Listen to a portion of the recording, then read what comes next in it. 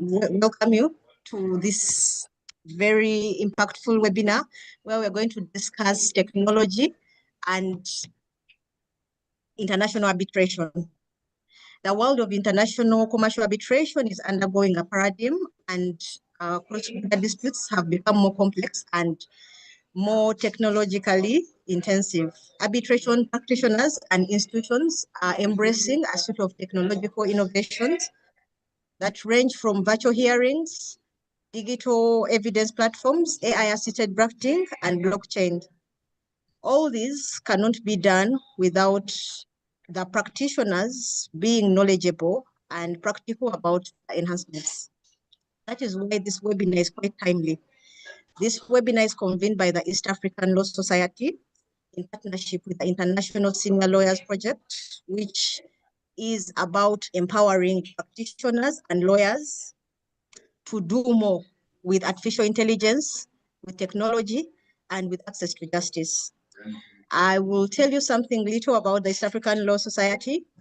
It was founded in 1995, and it's a regional bar association representing over 42,000 legal professionals across East Africa. It draws membership from 8 national bars and plays a leadership role in fostering professional development and advancing regional integration.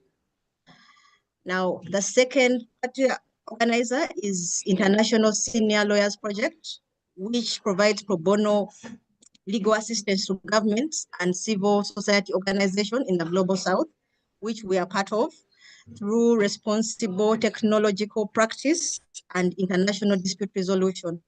ISLP supports ethical deployment of technology in legal systems and promotes excellence in arbitration and the rule of law and access to justice.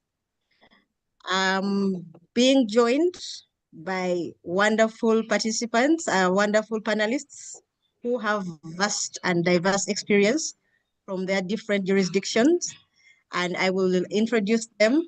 The first being Yasmin Lalu, a partner and fluent in English, French, Italian. Yasmin has over 25 years of experience in international arbitration and litigation and has been with Chavez Lindsay since 2009. Initially trained in Paris and admitted in New York, Yasmin is experienced in civil and common law systems. Yasmin has represented clients in arbitration proceedings conducted under ICC, ICDR, LCIA, and CITRO, and ad hoc rules. She has acted as presiding, sole, and co-arbitrator in ICC, SCC, ICDR, AAA, and CRCICA, and LCIA arbitration. Yasmin is a member of the International Court of Arbitration of the ICC and co-chair of the ICC Working Group on Expedited Procedure Provisions.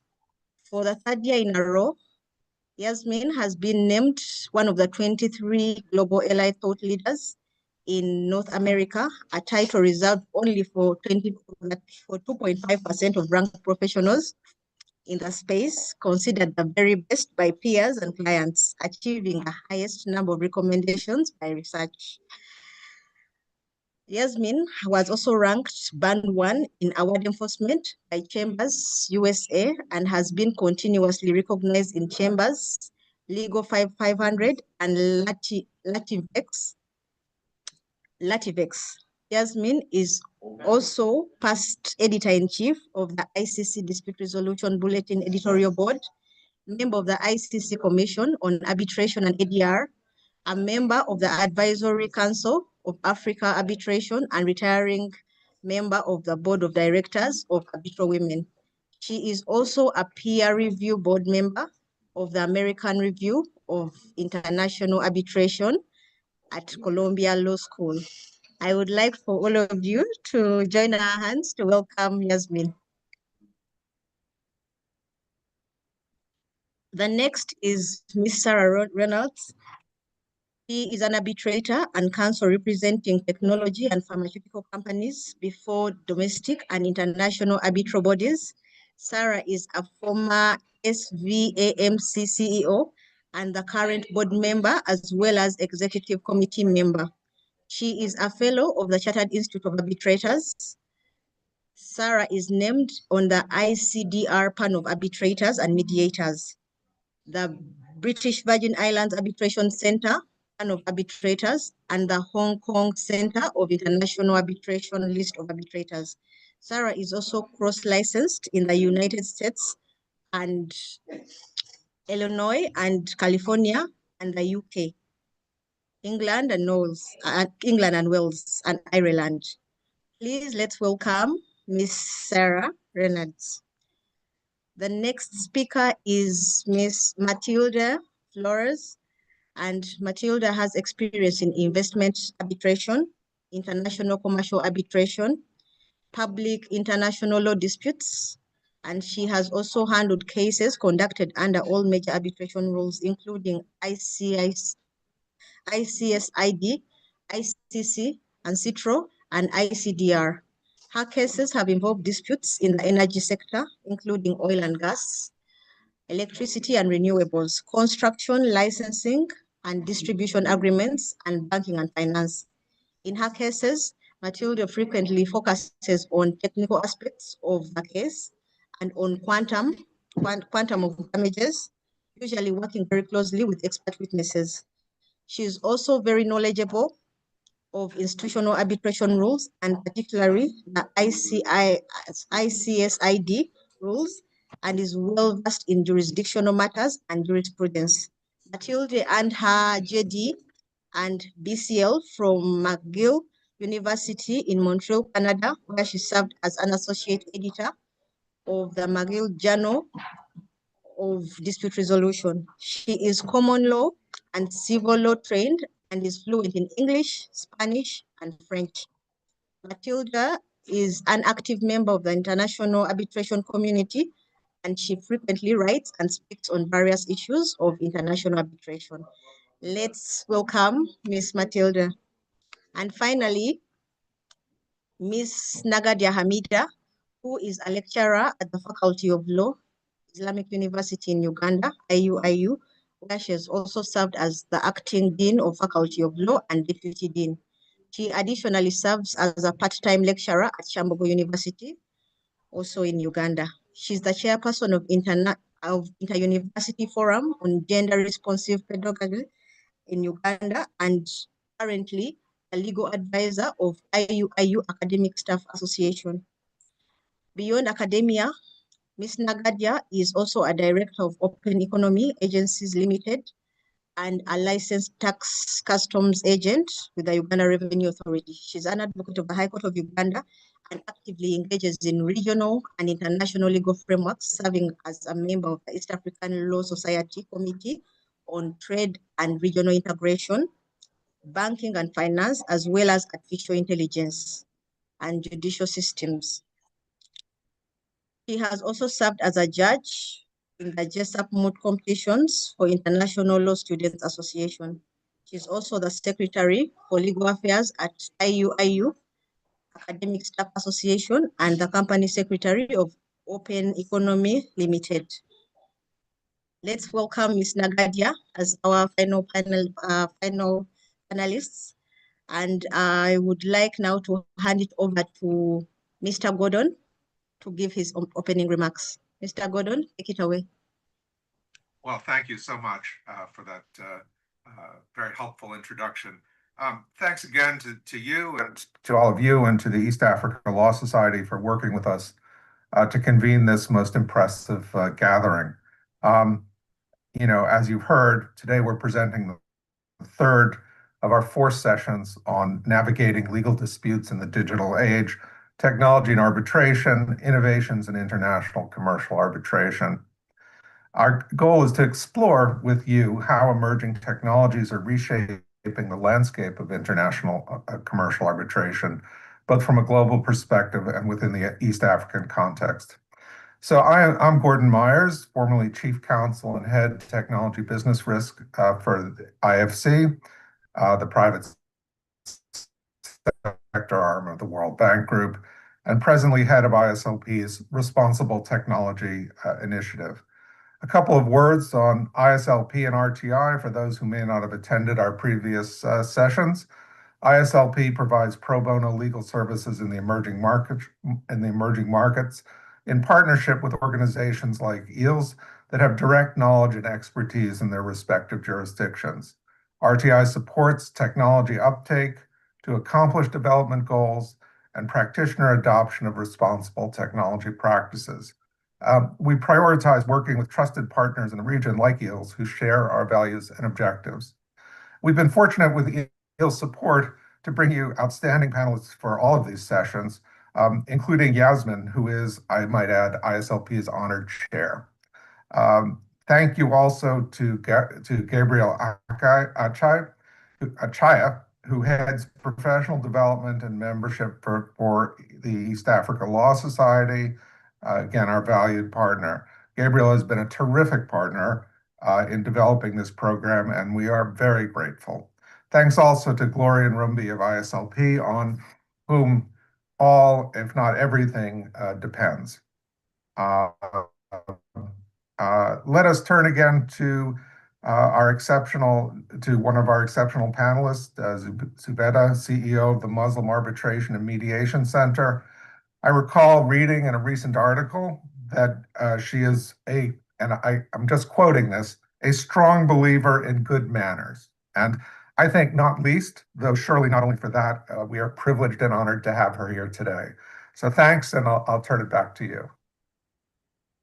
Thank you very much. I'm happy that you read the article. And yeah, I think the world needs us to go to the basics, especially when it comes to good manners in terms of interactions as human beings. So I will invite Ms. Nagadia, our first speaker, to take the stage.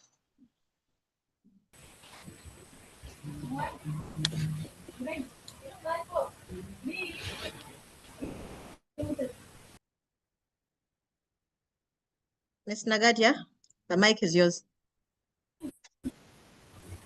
Okay, thank you so much. I pray that we have a wonderful conversation regarding the theme of today's webinar. So basically, my presentation is going to be on two major aspects. One of them is basically on the aspect of the standards governing the fairness and validity of virtual arbitration proceedings within the East African community. It is also very paramount for me to, before I dive into this aspect of the standards governing the fairness and validity of virtual arbitration proceedings, it is paramount that I talk about the East African community. East African community is basically composed of 8 member states. That includes Tanzania, the Republic of Congo, Uganda, Somalia, Rwanda, Kenya, Burundi, and South Sudan, plus Somalia. Progressively, you can see that the member states have tried their level best, even at regional level, to ensure that they integrate digital and virtual mechanisms into their dispute resolution mechanisms and frameworks. So this has not only been a milestone for the community, but it has also ensured that there is proper dispensation within the community.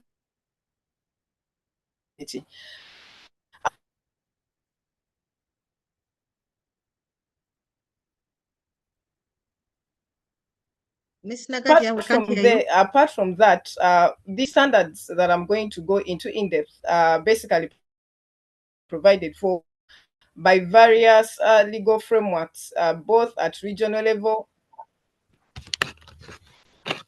Can you hear me now? Yes, we can. Madam Zubeda, can you hear me now? Yes, I can hear you loud and clear. Please proceed.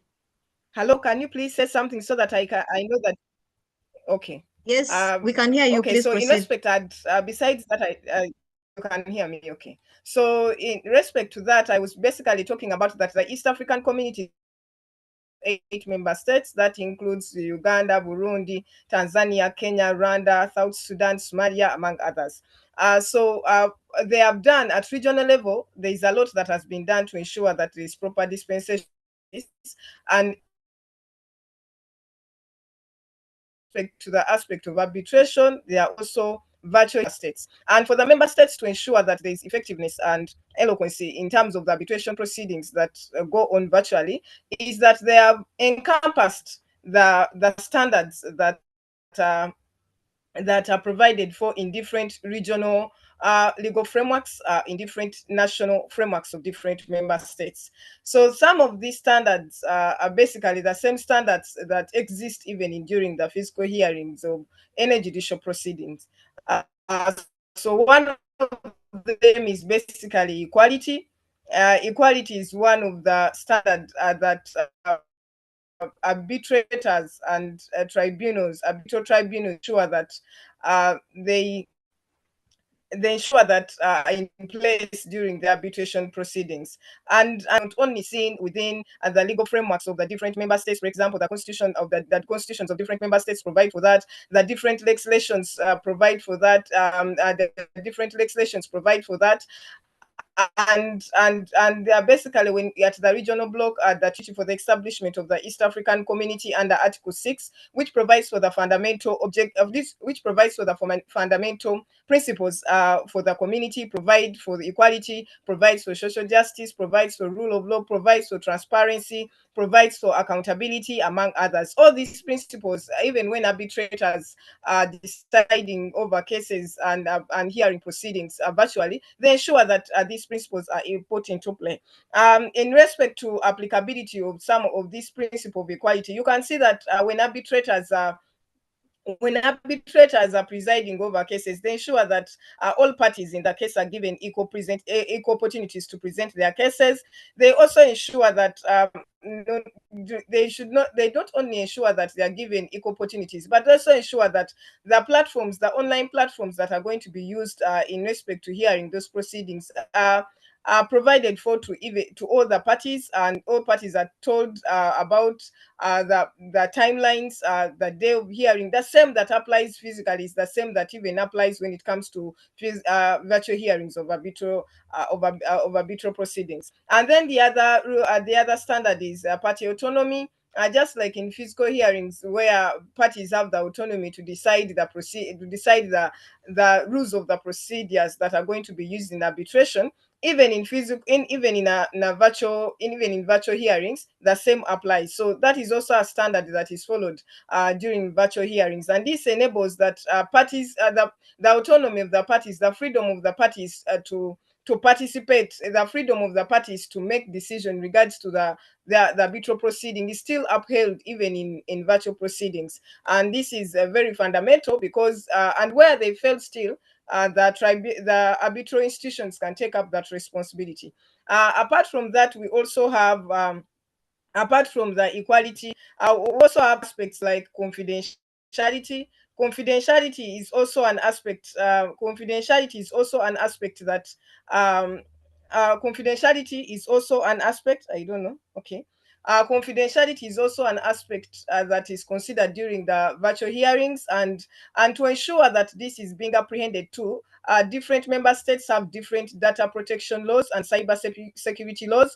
For example, in Uganda, we have the Data Privacy and the Data Protection and Privacy Act. We have the we have the Computer Misuse Act, among other acts. We also have the Electronic Transactions Act. We have the Arbitration Act. We have the arbitration rules. So many rules. Even the institutional rules are also applied when it comes to these issues of confidentiality. You can see the Institute of Chartered Administrators, the Ugandan chapter, has institutional rules that are being used by arbitrators to ensure that the aspect of confidentiality is apprehended. Even the aspect of due diligence to ensure that the law is being followed, because virtual proceedings are not and do not exist on their own. They exist because there is a legal framework providing for aspects concerning arbitration, and also aspects concerning digital integration into our legal justice system. So laws are followed, and in case the laws are not followed, it means that arbitral award that is the arbitral word will not be able to be enforced. Apart from that, we also have other aspect of transparency and accountability. And the aspect of transparency and accountability has already cited in the Treaty for the Establishment of the East African Community under Article 6. It provides so that even the arbitrators, when they are deciding over cases in arbitration or proceedings, they ensure that the aspect of accountability and transparency is apprehended too. Apart from that, apart from the accountability, the transparency, the due diligence, can you kindly move the screen? The aspect of public policy and legality, I've already cited that it ensures that the law is up. It ensures that the public policy over over specific states where the arbitration proceedings are going to take place, or where the parties have consented that that is the law that is going to apply to them, is applied, and they ensure that even the fundamental rights and freedoms of the people are protected. So that in itself shows that the virtual arbitral proceedings, when arbitrators are deciding over cases, they ensure that all aspects, that the standards that applied in physical proceedings are the same standards that apply even in virtual proceedings. And of course, the aspect of competency, the aspect of independenceness and impartiality of the arbitrators is also an aspect that arbitrators take into consideration. As you can look at the different codes of conduct, for example, the Nairobi Center for International Arbitration Code of Conduct. There's also the one for the Chartered Institute of Arbitrators, professional code of conduct. All that provides basically on shows that the standards that are being used in physical proceedings are the same standards that are being used in virtual proceedings. Kindly move the screen. As I'd already cited, that the aspect of the code of conduct is that when arbitrators are expediting or presiding over cases in arbitration, they comply with codes of conduct. The one I've cited is about impartiality, ensuring there is fairness, ensuring that they're independent when they're making these decisions, ensuring that there is no aspect of conflict of interest, ensuring that whatever ensuring that whatever is supposed to takes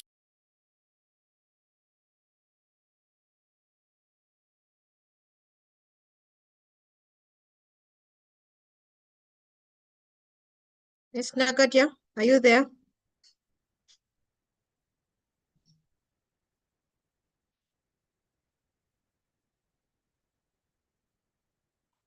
Miss Nagadia, are you still there? I think there's a problem with network. Can you kindly move the screen? Sorry.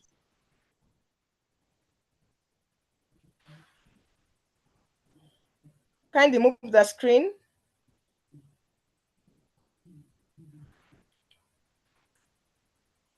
Can you see the new slide? Aspect. Yes, the other important aspect is that with the aspect of public policy, and there's also one important aspect that members must note, is that for all these kinds of standards, these are the same standards that apply in physical hearings, in arbitration proceedings, are the same standards that apply in virtual hearings. So they do not differ. The only difference is their applicability. Since these are two different categories of platforms, the physical entails the persons appearing, and then the virtual entails someone appearing online. So it means even when they are determining aspects, it means that all those other standards that I have cited are the same standards that apply when it comes to virtual hearings. So I've talked about all that, and also the aspect of evidence is very key. There must be integrity in terms of the evidence that the arbitrators consider. So when you look at the different legislations within the different member states, the Evidence Acts, the Electronic Data Protection Act, or the data protection and privacy acts within the different member states, you can see that they provide for a leeway for electronic submission of documents and for them to be applicable, and also for them to have legitimacy. Yes, so those all that give leeway for proper dispensation of justice. So the legal frameworks themselves give synergy. They give a platform. They give a synergy. They give a platform. The legal framework also makes the virtual proceedings to have legitimacy. So the integrity of the evidence that is being submitted, it means that arbitrators are supposed to consider the evidence being submitted, and they must also accord themselves to the law that applies in respect to submission of those different kinds of evidences as far as virtual proceedings are concerned. So basically, in respect to that, can you kindly move move to the next slide? Yes, it's also paramount to note that, as I've already been mentioning, that different member states provide for different acts of parliament, different member states provide for different acts of parliament. In Uganda, I've already mentioned, we have the Arbitration Act, we have the Evidence Act, we have arbitration rules, we have institutional rules. We also, in Tanzania, there are also arbitration legal frameworks. Some of them include the arbitration rules and arbitration rules and rules of procedure regulations 2021, among others. So my other concern that I'm going to deal with is about, can an AI generated arbitral award withstand judicial scrutiny? As of now, within the East African community, that the AI generated arbitral award do not have any kind of judicial legitimacy. That means that we do not have, in East Africa, we do not have any country that enforces AI generated arbitral award. But what normally happens in practice is that arbitrators can use AI in their processes, in terms of analyzing data, in terms of making legal research, in terms of scrutinizing information, examining information, and also coming up with a word. But what is important for us to know is that with AI generated arbitral award, they are not recognized. What is recognized is when an arbitrator analyzes using AI is just used as a tool. It is used as a tool. It is used as a mechanism to come up with an award. But you generating an AI generated arbitral award, and then an AI generated arbitral award does not. In short, it does not have any legal legitimacy. But what happens is that the arbitrators, the legal practitioners, use AI to form decisions regarding the subject matter, regarding the issue in point. And what I think exists is called partial. It is partial in nature, in such a way that arbitrators can use AI to formulate a decision, but they involve themselves they involve themselves. It means they read the decision, they know that decision is not against any public policy, they give their judgment, but they do not merely generate the award and then give it and then that award gets legal legitimacy. So what exists is that it is just basically being used as a tool, because apparently when you look at the legal framework within the East African community, it provides that a human being, a natural legal person, must be involved. And natural legal persons, as per the different legal frameworks within the East African community, provide for natural persons, and also provides that there is human judgment that must be involved, which AI does not entail. So in short, what I mean is that when it comes to the AI generated arbitral award, they are not recognized. What is recognized is that arbitrators can use AI to do legal research, to analyze data, then they themselves screen, and then that is when they can sign the arbitral award, and the arbitral award has legitimacy. So there is an involvement of human beings. If there is no involvement of human beings, then it means that cannot have any legal legitimacy. And then when it comes to as I've already cited, that the AI generated awards do not have legal legitimacy. One, they are not that is not recognized within the framework of the East African Community member states. Second, it's that it involves a person and a person. Third, there must be involvement of judicial of judicial scrutiny. That there must be some reviews that must take place. There are certain standards that had already cited. The fair hearing, AI does not hear parties. There must be an aspect of public policy not being gone against to all AI. So that is why AI community, and therefore it's not applicable. Next slide.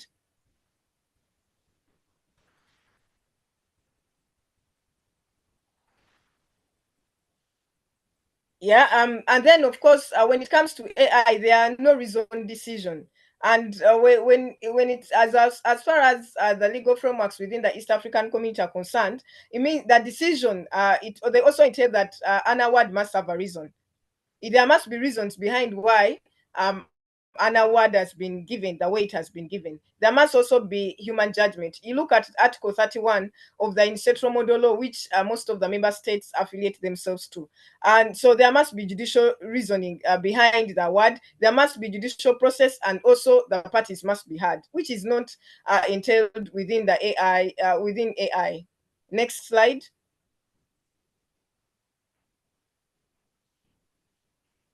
There is also, when it comes to AI, there is no involvement of public policy. There is no, the aspect of public policy is not fulfilled, which means that, you know, when you go with AI generates any, as of now, as what stands is that it can generate anything. You put in something, it generates anything. So there are instances where an award that is given may be against the public policy, and that is why AI is not recognized within the East African community unless there's a proper legal framework that we can bench from international institutions or from other countries that are already using AI that are already that are already using AI, and for them where AI has legitimacy, and therefore the awards that are given when they are being generated from AI are enforceable within those states. Maybe we can benchmark from them and see what they do, what can be what East African community can benchmark from, and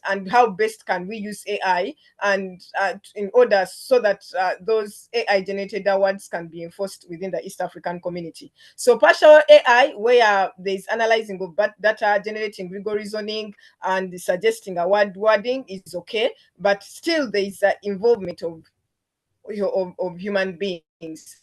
And by the way, when you look at the legal frameworks that basically talk about AI, not only within the legal perspective of arbitration perspective, all of them advocate for involvement of human oversight, involvement of humans in respect to decisions that are going in respect to decisions that are made by AI. Next slide.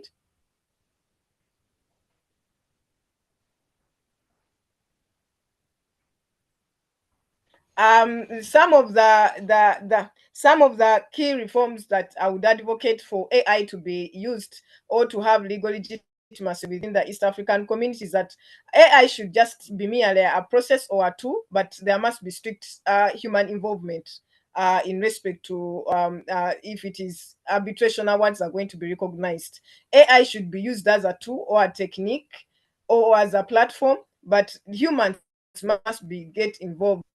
There must be professional involvement of the decisions that are going to be awarded, so that all the procedures that are entailed, all the standards that are entailed within the different legal frameworks, both at regional level and national level, are implementable, and also they're implementable, or they're applied, in short. And the other aspect is that when you look at the AI now, that the different AI platforms that are there. There are issues to do. They do not trace where the decision is coming from. There are issues of ethics. There are issues of transparency requirements. And there's also an issue where there is also an issue of the status, who holds accountability. If you give an AI generated award, who is going to, can you speak as a lawyer or as an arbitrator that I got an award, I generated it from AI, therefore I'm not responsible. So those issues, before we come to the conclusion that AI generated awards can be enforced, we must have a legal framework giving legitimacy to that.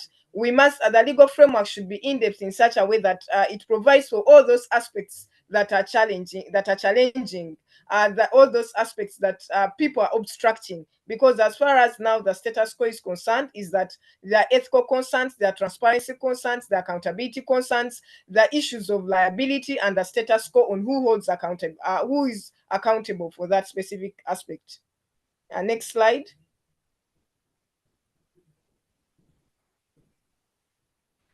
Within the East African community, as I had already mentioned, the aspect of legal personhood, the aspect of due diligence, the aspect of human reasoning are very key when it comes to an aspect of arbitration proceedings. And when you look at the legal framework, as I'd already cited, that it does not give leeway for that.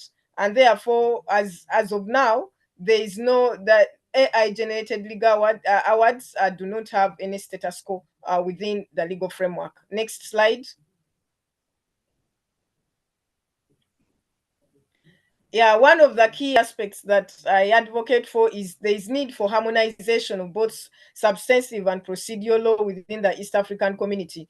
There's need to harmonize. One, when you look at Article 5 of the Treaty for the Establishment of the East African Community, it provides for the objectives of the community, and one of them is that it has an obligation, it has an objective of coming up with policies and programs. And one of the things cited there is basically about technology. So there's need for us, the East African community, there's need for the East African community region to come up with a policy that is going to be addressing two emerging issues that are normally now on ground, which is the aspect of intellectual property and also the aspect of technology. So there's a need the East African Court of Justice arbitration rules, but that is not enough, because when you look at them, they are not in depth on all the emerging issues that are coming on board. For example, the emerging issue of intellectual property, the emerging issue of technology. So there's need for harmonization, and there's also need to come up with a model law, just like in European countries, international as just like other countries have done, other regions have done. Even East African community needs a model law on those aspects, so that issues concerning intellectual property, disputes in arbitration can easily be handled, and also issues concerning technology. And of course, the impact of this is that it will encourage or it will promote technology and foreign direct investments within the East African community, and also enhances and regional integration, which is one of the key objectives of the East African community. Next slide. Next slide.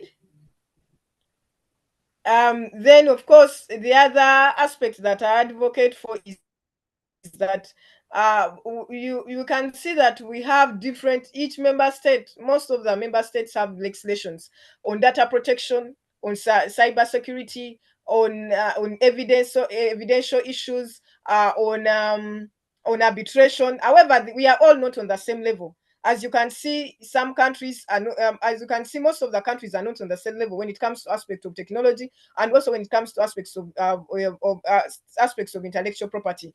Therefore, I advocate that there must be a legislation. That's like we have the East African Community Customs Management Act that deals with issues of concerning custom.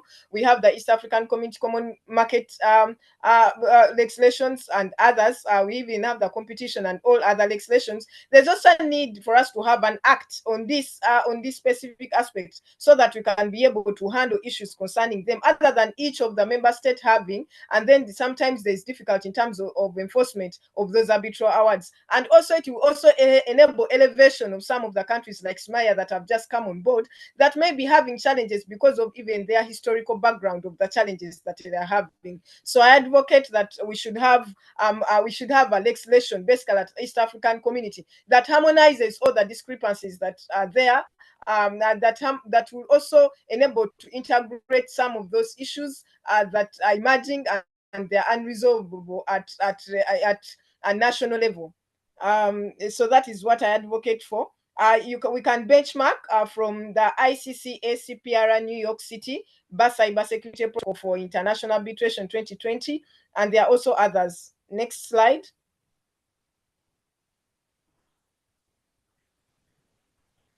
Yes, apart from that, all those aspects, there's also an aspect of cross-border recognition.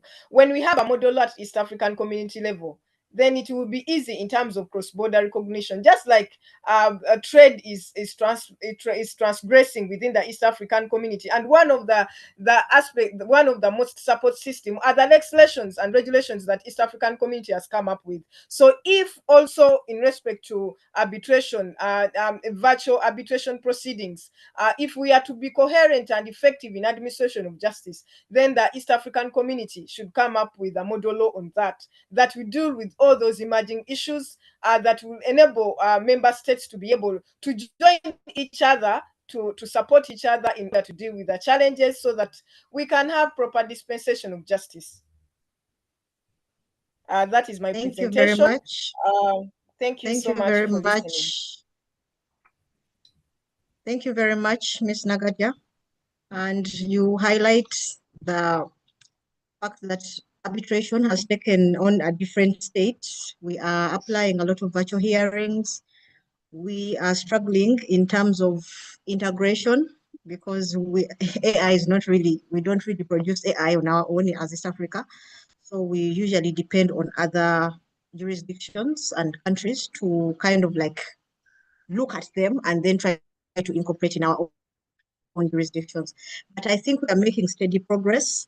Regarding the question as to whether you should disclose as an arbitrator, as a neutral, should you disclose to the parties that you're integrating AI in the decision-making process, and at what level you are, to what extent are you employing AI in terms of solving the dispute? That is regarding that have to continue. On that note, invite Ms. Yasmin to talk about virtual hearings, AI tools, and arbitration safeguards, looking at the international best practices. Ms. Yasmin? Hi, Zubeida. Thank you very much. And hello, everyone. Thank you for being here. Thank you for giving Sarah, Matilde, and I the chance to present with you and share our knowledge and experience with Zubeida and Nagadia. I think it's very interesting to be comparing notes on an international and regional level, and we're extremely honored. Maybe next time it will be in person. And we will look forward to that.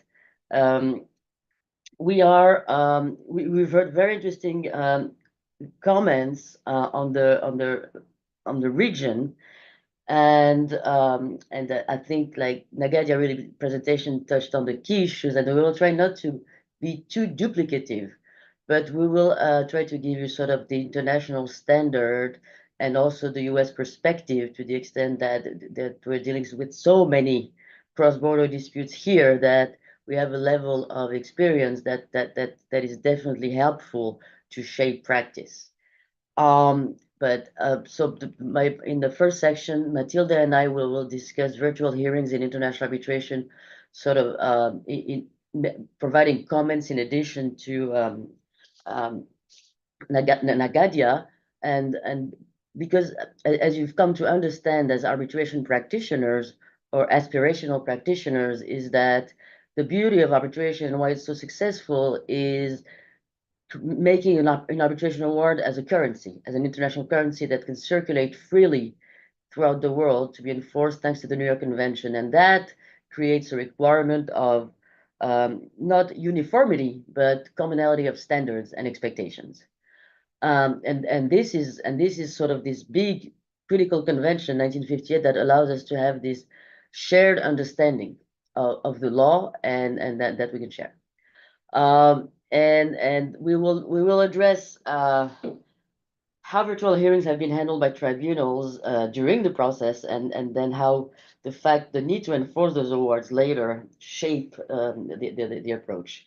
And then Sarah will speak to you about the use of AI tools in award drafting and case management, as much as what can be done as what shouldn't be done.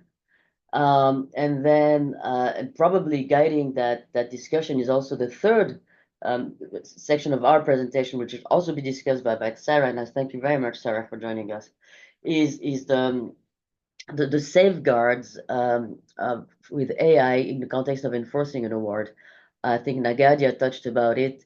I think she said AI can do anything, can generate anything. There are things that you have to create safeguards for and make sure that whatever instrument you have at the end to enforce is compliant with law and with reason. If you'd like to go to the next slide, Rumbi. So yes, I will be presenting with my colleague Matilde Flores. So if we travel back in time, I hope to March 2020, I hope all of you were born by then. We had just started a hearing in New York on March 2nd. It was scheduled to be a 2-week hearing. We had witnesses coming from Brazil, from both sides, and the idea was we were going to examine the fact witnesses during the first week, both sides, and then we move on to the expert witnesses the second week. Comes Friday, we start hearing rumors of some pandemic, some disruption to our daily lives, but we were not really sure. And so we say, let's reconnect maybe on Sunday. With the tribunal said, let's exchange emails and see how we reconnect on Monday. Sunday, we get an order from the tribunal saying we will not reconvene tomorrow in person. I invite the parties to get together, compare notes, and get ready to continue the hearing a week from now virtually, remotely. And I am the arbitrator was from Canada. I am flying back home. We found out that same day all the witnesses from the claimant and respondent were on the same flight to Rio. It was the last flight from the US to Rio, so that was their chance to get home. Thankfully, they did. And within a week, we did what the arbitrator told us to. Most of us discovered the word Zoom as a tool. We had no idea what that was. We're very lucky to have a firm manager at our firm that's extremely knowledgeable and ahead of the rest of his peers as far as technology goes. So we took the lead in setting up this hearing, which went well. It was all a bit awkward to have our experts who are normally or the lawyers extremely polished joining from their kitchen. But that happened, and that went very well. We published an article on that very quickly after the participation, because I think we were probably one of the first virtual hearings in international arbitration to happen, by definition. And so we wrote an article about how practically this can be done. But then we were inundated with questions from arbitrators who were grappling with the question because, as I said, we were as familiar with the word Zoom as we were with the word COVID in March and then April, and while the world had gone for decades assuming, if not centuries, assuming that justice went through testimony hearings in person, well, was it the norm or was it the law?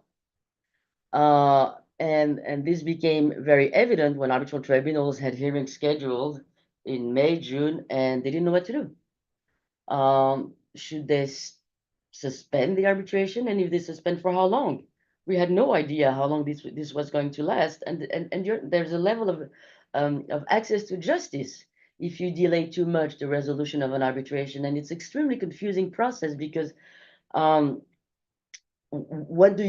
until when do you think it is fair to suspend arbitration? And if you decide this has to be in person, then you are completely dependent on the schedule of the authorities worldwide. And the problem here is that we're talking about a cross-border dispute resolution mechanism. So that was a very big unknown. And the question that those arbitrators were grappling with is, do parties have a right to a physical hearing? If yes, the question then becomes, well, then I have to wait until we are. If the parties do not waive that right, then I'm stuck, and I have to wait until the borders reopen to have an in-person hearing. If not, then I can use my discretion and organize the hearing as I can, so to make sure that I will, my organization, my organizational authority will ensure that the parties are treated fairly, um, and that are able to present their case even remotely. But so long as I can do that as an arbitrator, I can move ahead. So with my partner, James Hosking, law professor Giacomo Rojas Elgueta from University of Roma Tre in Rome, we started this 100 jurisdiction survey to analyze whether there was a right in physical hearing in all of those jurisdictions. And we asked them two key questions. If you look at the law at your lex arbitri that governs the law arbitration, and to the extent it's different, the law on enforcement, is there a right to a physical hearing expressly in the statute or by implication?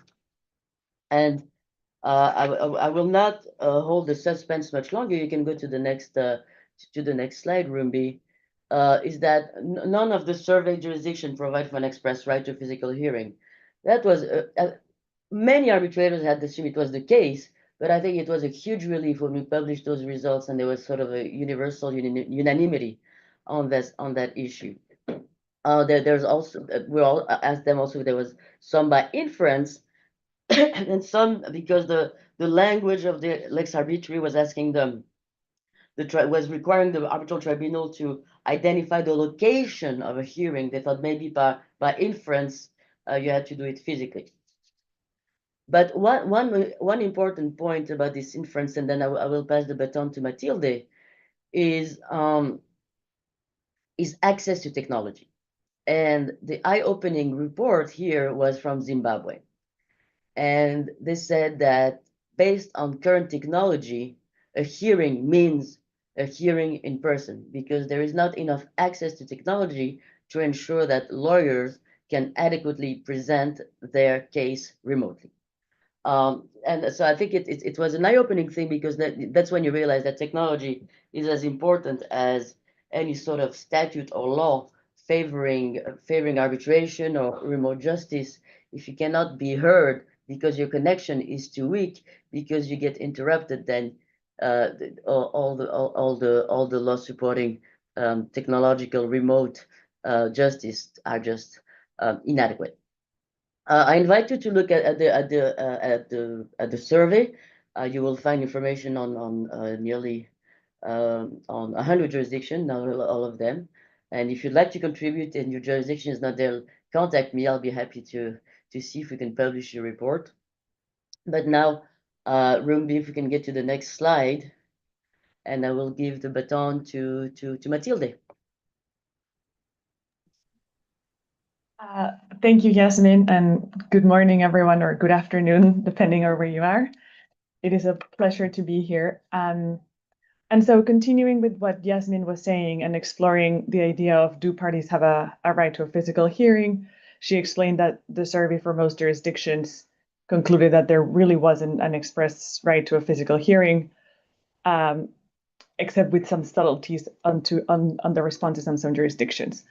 And so where does this consensus or majority consensus at least come from? Primarily, if we look at the UNCITRAL model law, which is what many countries use as their basis for their arbitration law, it states that parties are entitled to a hearing. And if you look at Article 24.1 on the slide, the tribunal shall decide whether to hold oral hearings for the presentation of evidence for oral argument, or whether the proceedings shall be conducted on the basis of documents and materials. And so the question here is, yes, it says that the parties shall have a right to an oral hearing, but does an oral hearing translate into an in-person hearing, or can it be virtual? And that's really where the debate started. As Yasmin said, the consensus was, the majority consensus was remote hearings fulfill this requirement. So if we go to the next slide, please. Why was the consensus, or at least the majority consensus, in favor of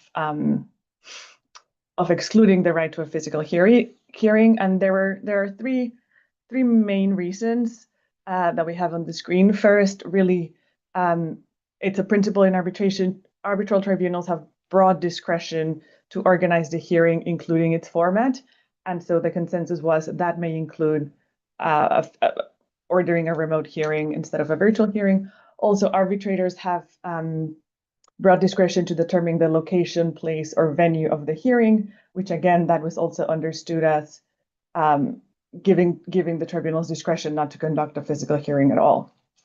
The second reason was, well, if the lex arbitri allows tribunals to decide not to hold a hearing and to decide the case purely based on submissions, then ordering a physical hearing is compatible with this principle as well, given that they provide a stronger opportunity for parties to present their respective cases rather than the mere exchange of written submissions. And then the third reason was provisions in the arbitration rules of the most relevant institutions expressly allow tribunals to order remote hearings. And although these arbitration rules do not have the force of law, they weren't identified as reinforcing the conclusion that a right to a physical hearing can be excluded in a given jurisdiction. So if we go to the next slide, please.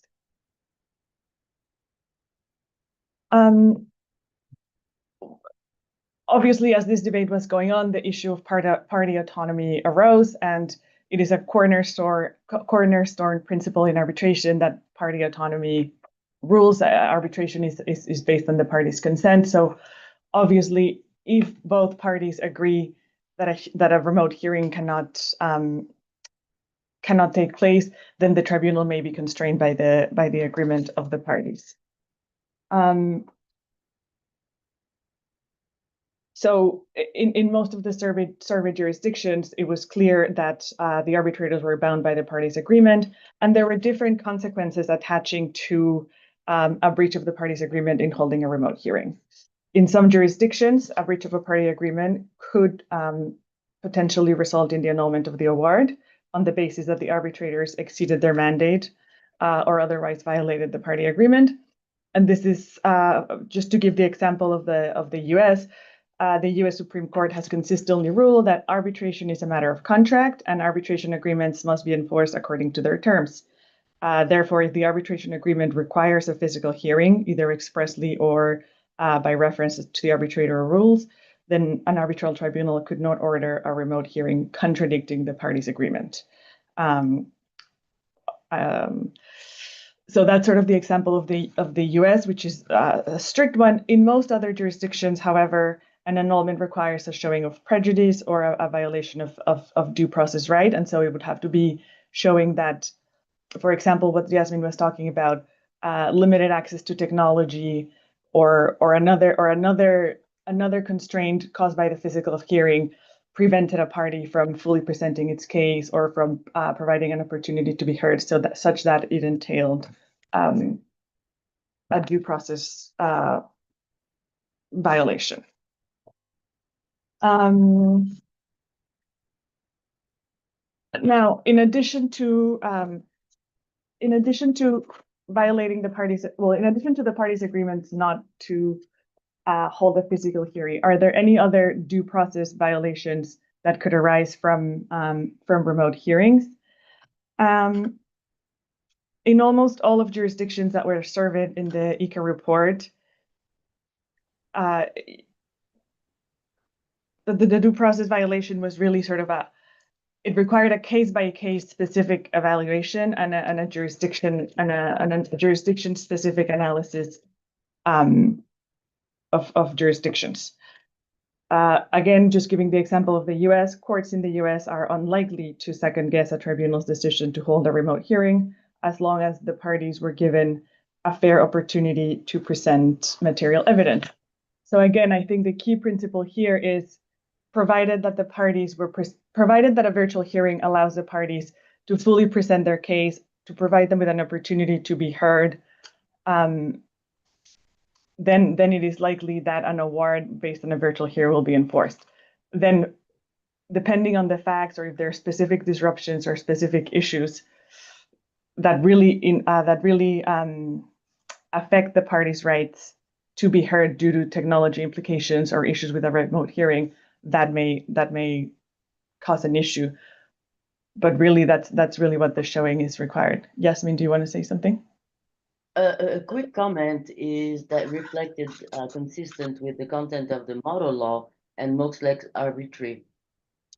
Even if you have a good ground to vacate an award, you can waive it if you do not object timely to the violation of your rights.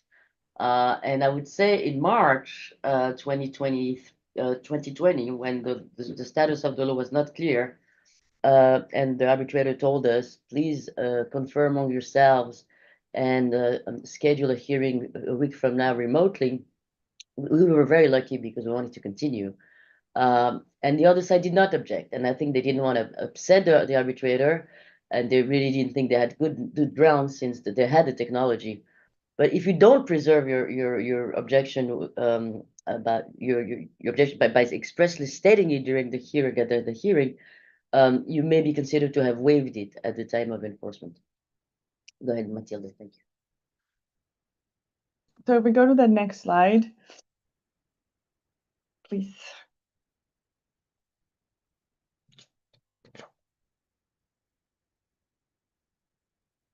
Now that we're in sort of the post-pandemic reality, it's been 5 years or more since COVID. I think where we have landed is in a hybrid reality. So I think there has been a return to in-person hearings, particularly where there's complex disputes involving witness or expert testimony or multi-party disputes. But virtual hearings have remained primarily for procedural case management conferences, expedited arbitrations or jurisdiction or annulment hearings that only require simpler issues, no hearing testimony, oral argument. That has really become very prominent post-pandemic. And there's also a third combination, which is hybrid hearings, where you have an in-person hearing where the witnesses are examined in person and the experts as well, but there's other participants that are able to join remotely if you only have a role as an observer, etc. So I think that's really where we are today. If we go to the next slide, please.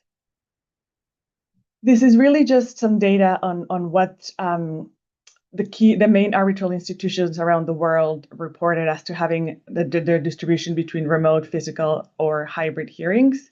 Relevant to Africa is the African Foundation of Southern Africa and the Cairo Regional Center for International Commercial Arbitration. But you also have some of the other key institutions in the world, ICDR, for example, and the Stockholm Chamber of Commerce. And we see that there's really not a consistent approach. And there are three main reasons for this. One was during COVID, there were different regulations in different countries. Some countries were more open to still holding in-person hearings and some didn't. Not all institutions were able and open to hold virtual hearings at that time. And there's just also a cultural element of some people felt more comfortable proceeding with virtual hearings, and some other jurisdictions and cultures insisted that a physical hearing was really the preferred approach. So if we go to the next slide, please. This is just taking more specific data from the Cairo Regional Center for International Commercial Arbitration. They were already capable of doing remote hearings through the pandemic. That number increased through 2021, but also the number of in-person hearings. And then by 2022, coming out of the pandemic, the number of remote hearings decreased and the number of in-person hearings increased, showing that there really was a preference for the parties to do in-person hearings, except in specific circumstances. So if we go to the next slide, these are some of the quotes that this arbitral institution provided us to inform their decisions. And so on the first part, they said, well, remote hearings increased in 2021 despite no real need to do so, because really in Egypt, there were no lockdown measures for the past 6 or 12 months, which explains why they were still holding physical hearings in 2021.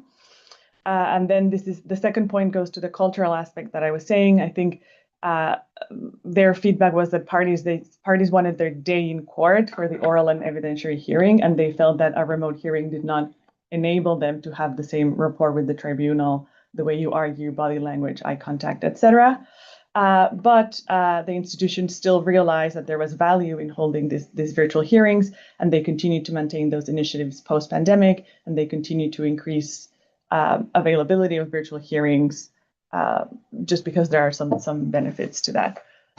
So if we can go to the next slide, please.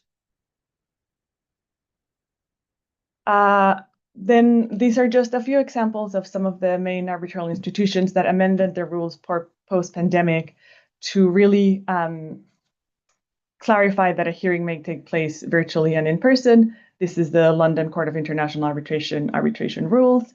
In the next slide, it's a similar principle on the ICC rules. One thing that I'd like to draw your attention here, it's the tribunal may decide, and then it has, after consulting with the parties and on the basis of relevant facts and circumstances of the case, that any hearing will be conducted by physical attendance or remotely. So again, the parties' agreement being a key principle here. And then the third slide, it's one more example, just on the African context, the African Foundation of Southern Africa, their arbitration rules again provide for the tribunal's discretion to hold a remote hearing, and that's sort of now expressly provided for in those rules.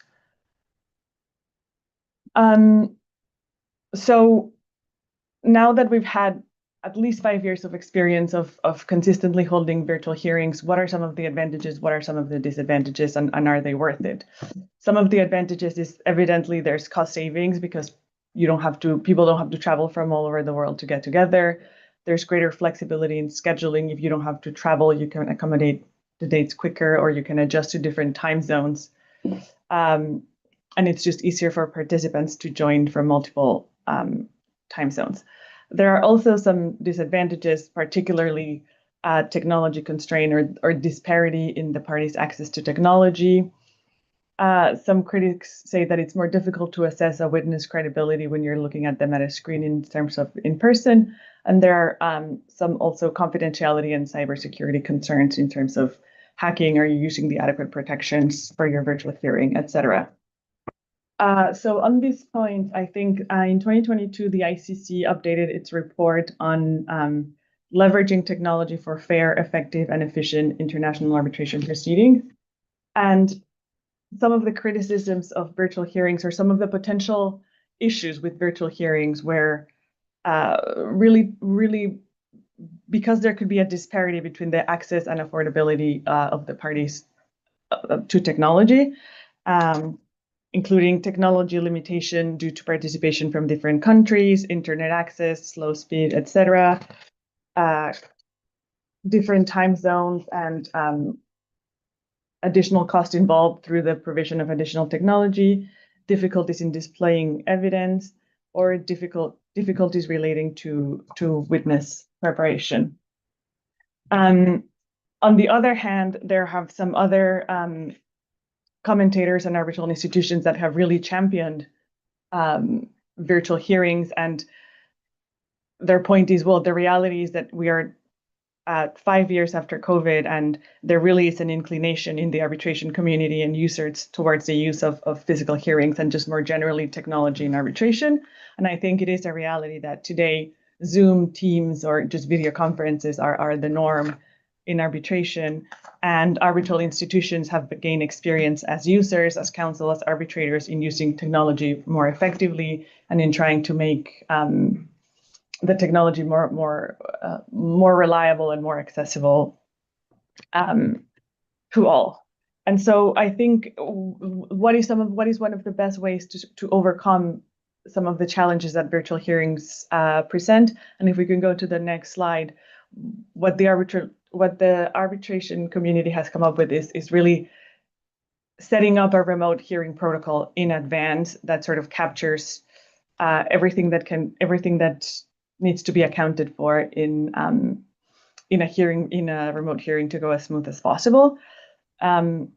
And so if we go to the next slide, this is what the IBA rules of evidence provide us as being relevant for a hearing protocol.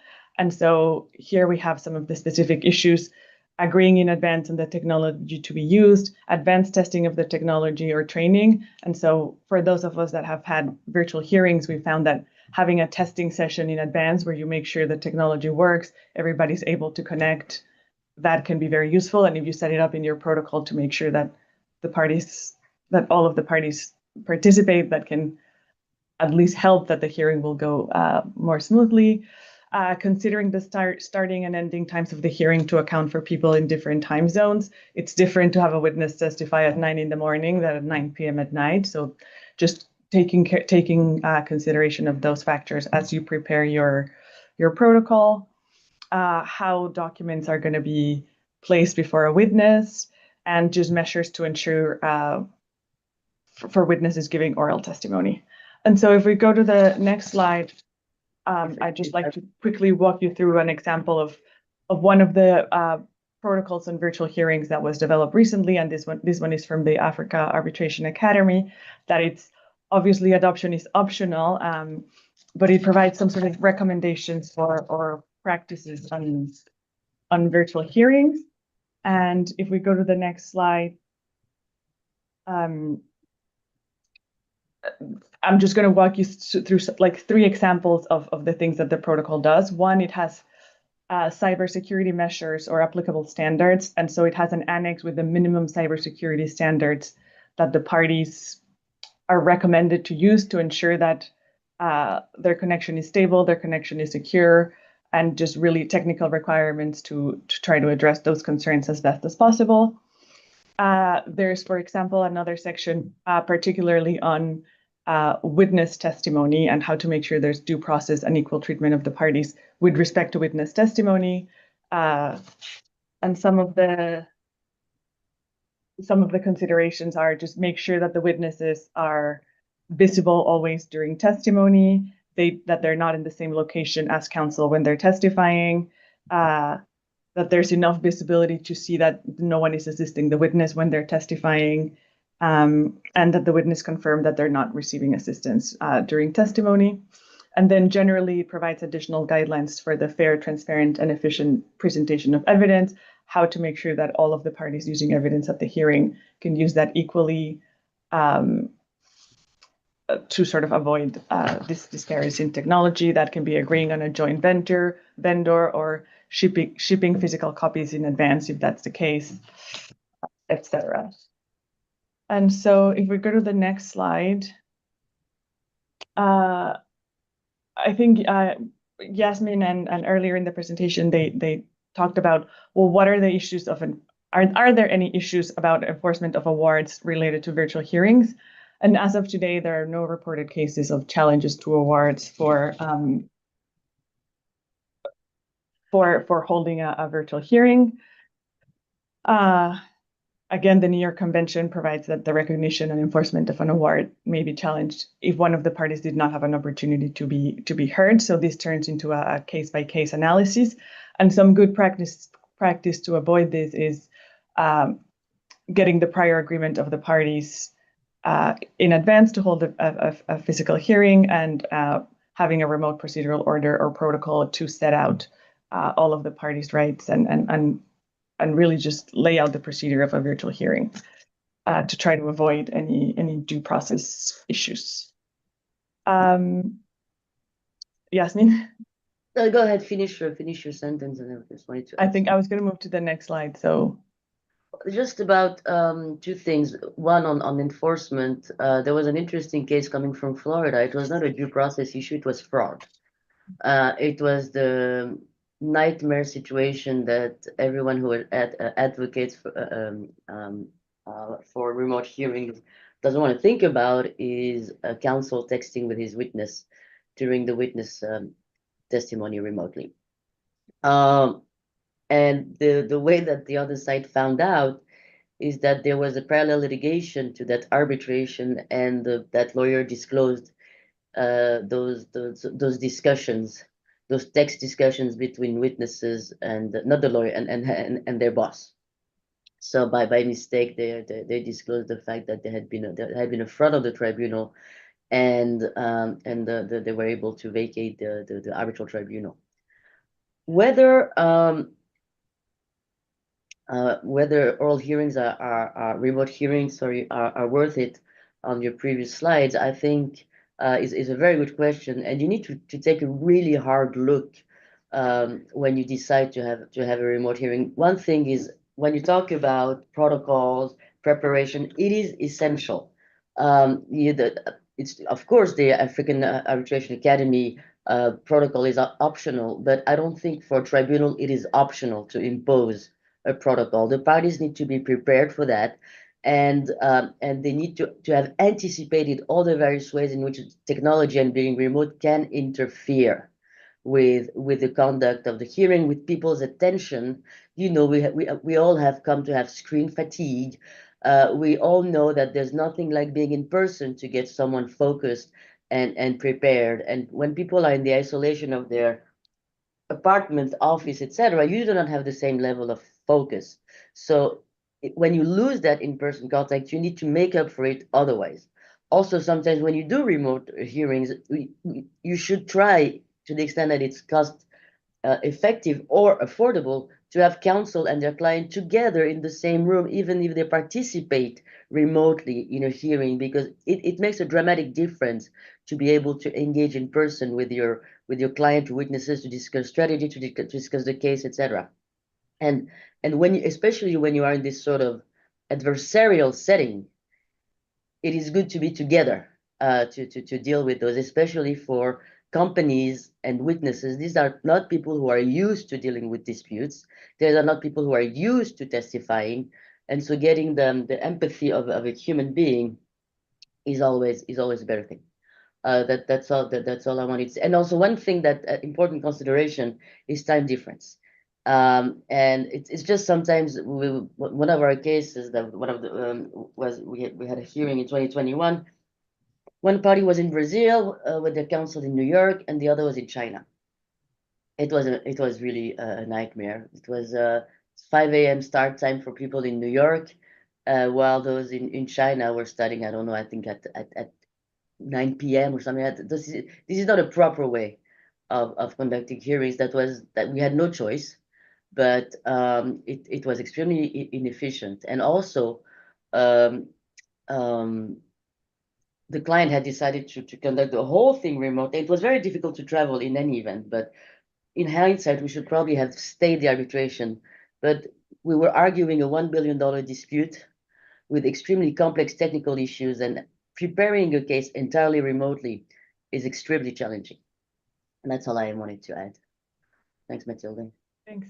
No, that was, thank you.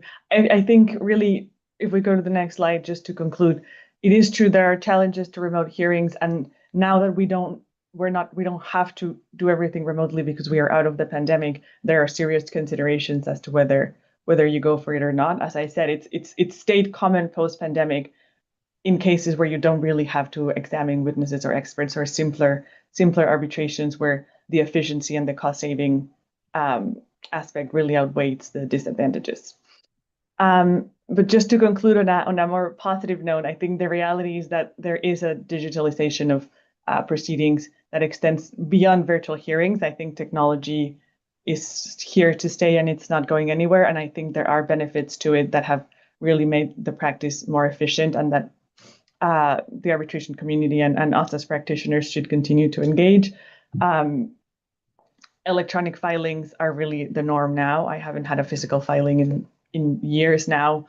As I mentioned, video conferencing is really the norm. There's less need to travel for preliminary meetings, to meet with your expert as you prepare submissions, and digital records and electronic document databases. I think arbitral tribunals are more and more comfortable with digital records than physical copies, and everybody's becoming more technology savvy. And so, as long as the parties' due process rights, their ability to be heard, their full opportunity to be heard is preserved, I think technology will have a place in our practice and will continue to expand. And so with that, I think I'm going to turn it over to Sarah. Thank you, Matilda and Yasmin. That's a perfect transition to talking about AI tools and award drafting and case management, our next segment. Thanks to everyone for including me in this presentation. It's a privilege to be here. So before we talk about how we can use AI as arbitrators, I want to briefly cover some best practices to keep in mind. And Ms. Hamida raised several of these, but they are critical to keep in mind to ensure the responsible use of AI by arbitrators, so they bear repeating, and I will probably repeat them more than once during this presentation. And one of the first principles to keep in mind is that when an arbitrator uses AI, you're really being paid for your judgment. And so those tools should be an assistance. They shouldn't be deciding anything. So AI is a support, but it's not the decider. The intellectual authorship of the award has to remain with the arbitrator.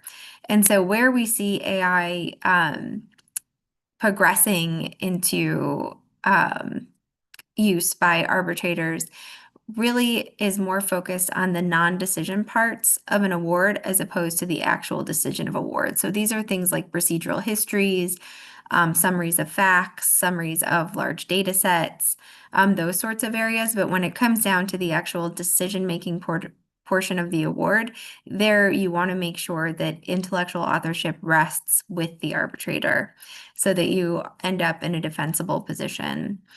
Transparency is also very important. And so disclosing material use of AI by arbitrators is generally considered a best practice.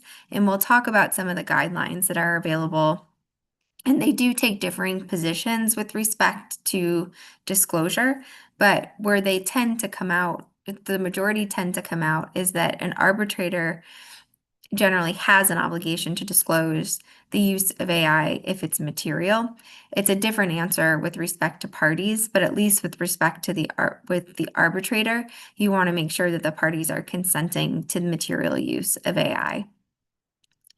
And then the way to sort of affect that as an arbitrator is to make sure that that disclosure is happening early and preferably in writing. And so as early as your first procedural conference, I generally include the use of AI and related disclosures as an item on the agenda for that conference. And then depending on what institution you're in, either in the terms of reference or in that first procedural order, we'll lay out guidelines for whether or not I, as the arbitrator, am going to use AI and when and where I'll disclose it. And then also whether or not there's any disclosure obligation on the part of the parties where they're going to use AI, which unless the parties disagree, I generally don't require disclosure by the parties. Another principle to keep in mind is data protection, making sure that the AI systems comply with confidentiality and data protection standards is very important. And even though most arbitrations are not by default confidential, in most arbitrations, the parties agree to either a protective order or some kind of confidentiality provision. And even regardless of that, for most institutions, the arbitrator and the institution are bound by confidentiality, even if the parties are not. And so it's very rare for an arbitrator not to be subject to confidentiality. And so making sure that tools that you're using comply with those standards. And there's a distinction to keep in mind. And it's been interesting to sort of watch the market develop on this front. But when these AI tools were initially developed, like ChatGPT, they were all open source tools. And so that means that the data that is entered into the language model is made public in order to continue to train that language model. So they're really broad language models. And at the outset, in talking about the use of AI in arbitration, when what we had available to us were all these open source tools, there weren't very many use cases for how an arbitrator could use AI in arbitration because of the confidentiality restrictions. It was almost never going to be the case that we could put documents from a case that we're working on into ChatGPT or some open source tool in order to get assistance from it. But the market responded.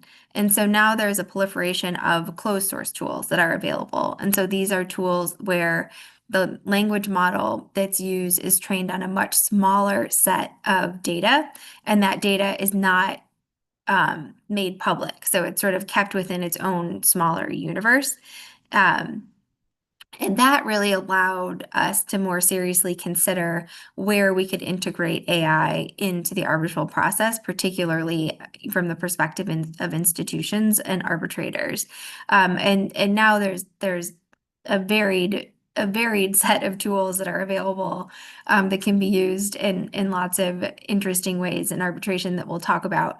But making sure, that you keep in mind that all AI tools are not created equally, and that making sure that you are using closed source tools where you're dealing with confidential or proprietary information is critical.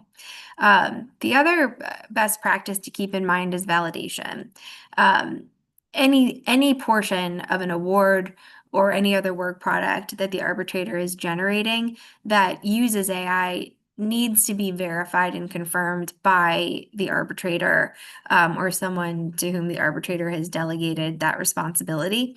I'm a very strong believer in the position that AI doesn't augment any of our duties. So you have all the same duties to make sure that you are diligent and competent and honest, and so making sure that you're double checking and cross-referencing and verifying work product generated by AI is critical. And then finally, I'll mention training. As lawyers, we all have an obligation to continue learning how to use relevant technology, and technical competence is one of our duties. And so making sure if you're going to use AI tools that you understand how to use them is important. And we saw really early cases when these tools first became available, and actually we continue to see them, where, for example, parties cited hallucinated cases and submitted them to courts. That occurred if those lawyers had any understanding that the tool was capable of hallucinating cases, they would not have done what they've done. The issue there was not necessarily the use of the AI tool, it was a lack of competence in using the tool. So making sure that you're competent to use these tools so that you don't create issues like that is important moving forward. So now with those parameters in mind, let's talk about how we can use these tools. And I'll talk first about how we can use them in drafting arbitration awards, and then how we can use them to assist in case management and some other issues. So one thing that these tools are very, very sophisticated, have developed very sophisticated capabilities is with respect to evidence summarization and chronology building. So these tools can summarize voluminous records, things like witness statements, exhibits, transcripts, and they can produce neutral chronological summaries. It saves a lot of time. It often improves accuracy. It can help with recalling procedural history and factual backgrounds.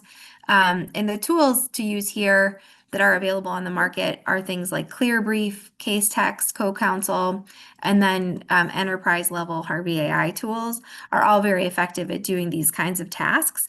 Though, again, an arbitrator has to verify accuracy and cross-check for any omissions or hallucinations. Another place where these tools can help is with legal research and precedent extraction. So AI can rapidly surface relevant case law, arbitral awards, treaty decisions, and help align them with key legal issues in a particular matter. And this certainly enhances efficiency. It often expands the breadth of materials that are reviewed, but arbitrators have to remain cautious of database bias. Particularly with respect to this, one of the issues in arbitration is that arbitral awards are often not public. So we're dealing with a limited and imperfect data set to train these tools. Though there are tools like JuiceMundi and others who are, doing their best to compile a broad range of sources for this purpose. And then also to make sure that there's proper jurisdictional application. So, every decision that is out there is not relevant to every case, depending on what jurisdiction is applicable. And then there also can be issues with making sure that the arbitrator is not reviewing things that weren't presented by the parties and that shouldn't be considered within a particular matter. So with those parameters in mind, there are tools out there that will assist with legal research and extracting relevant precedents. Another place where we're starting to see, I think I'm still back a slide. There we go. Yeah. With respect to award drafting, another place are things like language consistency and style harmonization. So one issue with having multiple arbitrators in a tribunal, like a 3-arbitrator tribunal, is if the award is being broken up and sections are being drafted by different arbitrators, you often end up with different styles and things like that, where these tools can harmonize those. This is also useful where if you're pulling portions of the award from the party submissions where there might be mismatching styles, there are tools that you can use that will help create some consistency there. And for something like this, most of the guidance that's out there with respect to an arbitrator's use of AI suggests that disclosure may not be necessary where the use is purely stylistic. And so the tool is not engaging in any sort of substantive analysis, but merely just, conforming citations or, acronyms and things like that. There's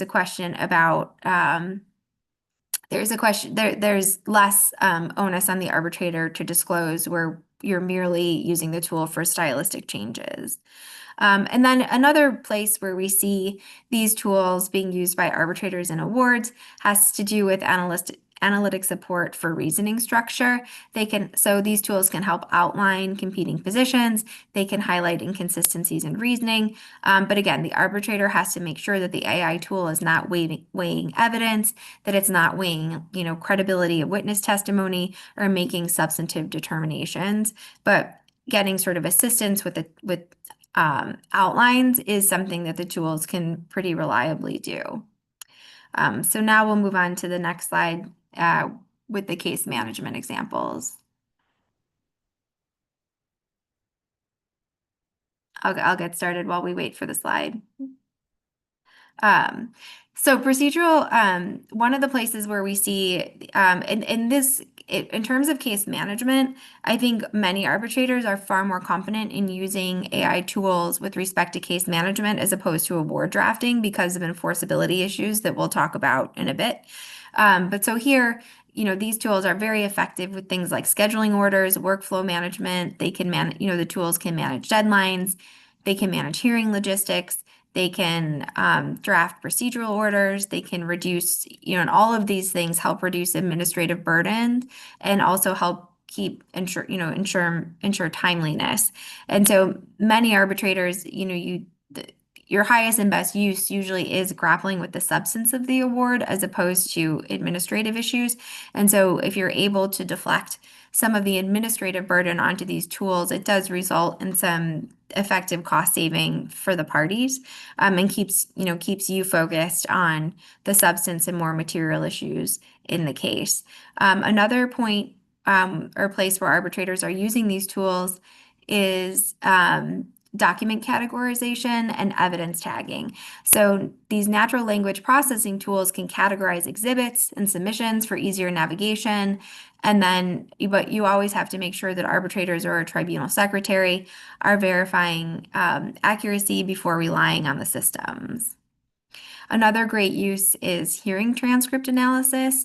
So AI transcription is being frequently used in arbitration. I would say the majority of my cases now, both as arbitrator and counsel, you're not seeing a human act for transcription. The AI tools have become increasingly sophisticated at doing that work for us. And it's pretty accurate. It's very efficient and fast. And so I think AI transcripts and transcription is something where we're seeing, we'll see more and more of that moving forward in arbitration. They can also be used for tagging. It allows quick recall of testimony. They can create searchable transcripts. And there you want to make sure that the tool is complying with any confidentiality obligations that might exist. and that it's not, it's not sort of a large language model trained tool that's open source. And then finally, another place where we see these are things like procedural orders and cost schedules. There are AI templates that can produce draft procedural orders and cost schedules very efficiently. They enhance uniformity, and also there's usually an ability of the arbitrator to customize the templates, which allow for some, pretty effective and quick use. I'll move on to the next slide then. There are a couple of other places that where we're seeing AI tools, either by the arbitrator or the parties, become increasingly relevant. So I thought it would make sense to mention them. And that's with things like arbitrator selection, expert selection, and counsel selection. And so it's not, I think more and more you'll see where we used to sort of rely on informal networks and, rosters and lists from institutions. It's not uncommon now for counsel to start their search by going to ChatGPT or some open source tool and saying, who would be the best arbitrator in a case that involves, this technology or these issues, these jurisdictions, to help to narrow down the list. And same things with expert and counsel selection. Obviously, you still want to, verify and do due diligence related to any of your selections, but it can be a good place to start, particularly if you're navigating in an area where you're less familiar. Then there's also these predictive justice tools that have come on the market, which you'll see them in a lot of in-house lawyers using them, where they'll run scenarios through these tools, and the output is usually some kind of likely outcome analysis, and that helps parties in analyzing settlement positions, whether or not it's worth being aggressive in moving forward versus considering settlement, and sort of in what ranges you should be considering settlement. So it helps parties sort of decide based on their priorities, given the predictive outcome, decide sort of what their strategy and what their next step should be. And those tools, I think, are becoming more consistent to see in-house lawyers with access to tools like that to assist, where to spend the effort, and time and money in terms of moving forward with cases versus finding an efficient settlement outcome. And And you're touching on a very interesting. May I, Sarah? Please. No, the last point I thought is really interesting, and it also gives access to a tool that only very financially powerful companies can do, is sort of in their case preparation, getting views on strength of arguments. And what they would do now is hire 3 individuals, highly sophisticated arbitrators or lawyers, to be mock arbitrators, and they will do a mock hearing for days, weeks, or they will, if they're a little cheaper, they will ask their partners to sit down, but the partners are not cheap actually, and so. And it helps a lot to test your arguments, their strength, their credibility, how to refine them. And if now AI can help you be a test to hear your case and tell you that what's working or not working, I think it's another move where technology greatly democratizes sophisticated tools of justice. Thanks, Sarah. Yeah, agreed. I think, and we've seen these sort of, it's interesting because the tools are expensive, particularly good tools are expensive. And so I think right now you do have a bit of a David and Goliath system where, the people that, the parties that have access to the best data sets have access to the best AI tools then by default. But we've seen these sort of David and Goliath situations in disputes throughout time. There are often parties with different levels of resources that are in a dispute together. But I do think with the way AI tools disseminate over time, availability will improve even, in increasingly less costly price points that will allow more people to be able to participate in the advantages. But it'll be interesting to see. Okay, and then the next slide is on takeaways for arbitrators. So again, just reiterating that AI should assist and not decide. Intellectual authorship has to remain with the human arbitrator. You're being paid for your judgment, and so making sure you are not delegating decision-making to AI tools while using them is critical. Disclosing the use of AI, particularly if it's going to influence reasoning or factual summaries, is also considered a best practice. Making sure that you're complying with all of the confidentiality and data protection protocols that are in place. Reviewing and cross-checking the output to ensure that there aren't hallucinations or omissions or other issues.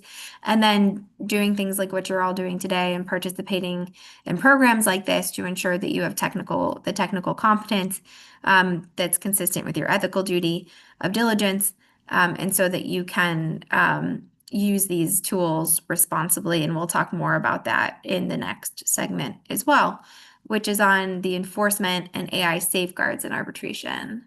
We can move to the next slide. Thank you. And the next one, please. Perfect. So one back, actually, I think. There we go. So I just wanted to sort of pause for a minute and talk about what artificial intelligence is. You know, particularly generative AI. And so the dictionary defines it for us as the theory and development of computer systems able to perform tasks normally requiring human intelligence, such as visual perception, speech recognition, decision-making, and translation between languages. And the generative AI tools that we operate at now use what are called large language models. And all these they're algorithms that predict the next word, what the next likely word is. So they are trained on all sorts of natural language compilations, and then the tools interpret those compilations in order to predict what the next word in a sentence will be. When we started this conversation, even, as recently as like 3 years ago, it was very theoretical. We spent a lot of time talking about sort of in theory, how might AI be used in arbitration, but very quickly with the introduction and the public availability of a lot of these tools, they're very much integrated into arbitration already. So, what used to be theoretical is now increasingly practical consideration. And so I think it is important to sort of think about how we're using these tools, both sort of how can we responsibly integrate the tools into the practice of arbitration, but even more importantly, how can we do so responsibly? And in order to do that, I think we need to spend some time talking about risks presented by the use of these tools. And again, this is not to intimidate anyone or make you scared to use the tools. I myself am a big fan of and a big proponent of integrating AI into the ADR process, though I do think it's important that users understand what the risks are so that they can do so responsibly. And Ms. Hamida did address a lot of these best practices again, but they bear repeating. And she also mentioned a lot of these risks. And so one of the risks are bias in the data sets. And this is a particular risk sometimes in arbitration because of the limited data, the limitation of data available, given that most arbitration awards are confidential. And so if there's bias in the data set, there will be bias in the output. And so making sure you understand what the data set is and that you're aware of that so that you can correct for it in the output is important. So for example, if the large language model, if the tool uses a large language model that was trained only on data generated by defense counsel as opposed to ever by the respondent side, there'll be bias in that data set that you need to correct for if you're on the other side of the fence. So just making sure that you're correcting for that you understand what the data set is based on and making sure you're correcting for it in the output is important. The other thing that we've mentioned is these tools can hallucinate. So again, it's an algorithm that predicts the next word.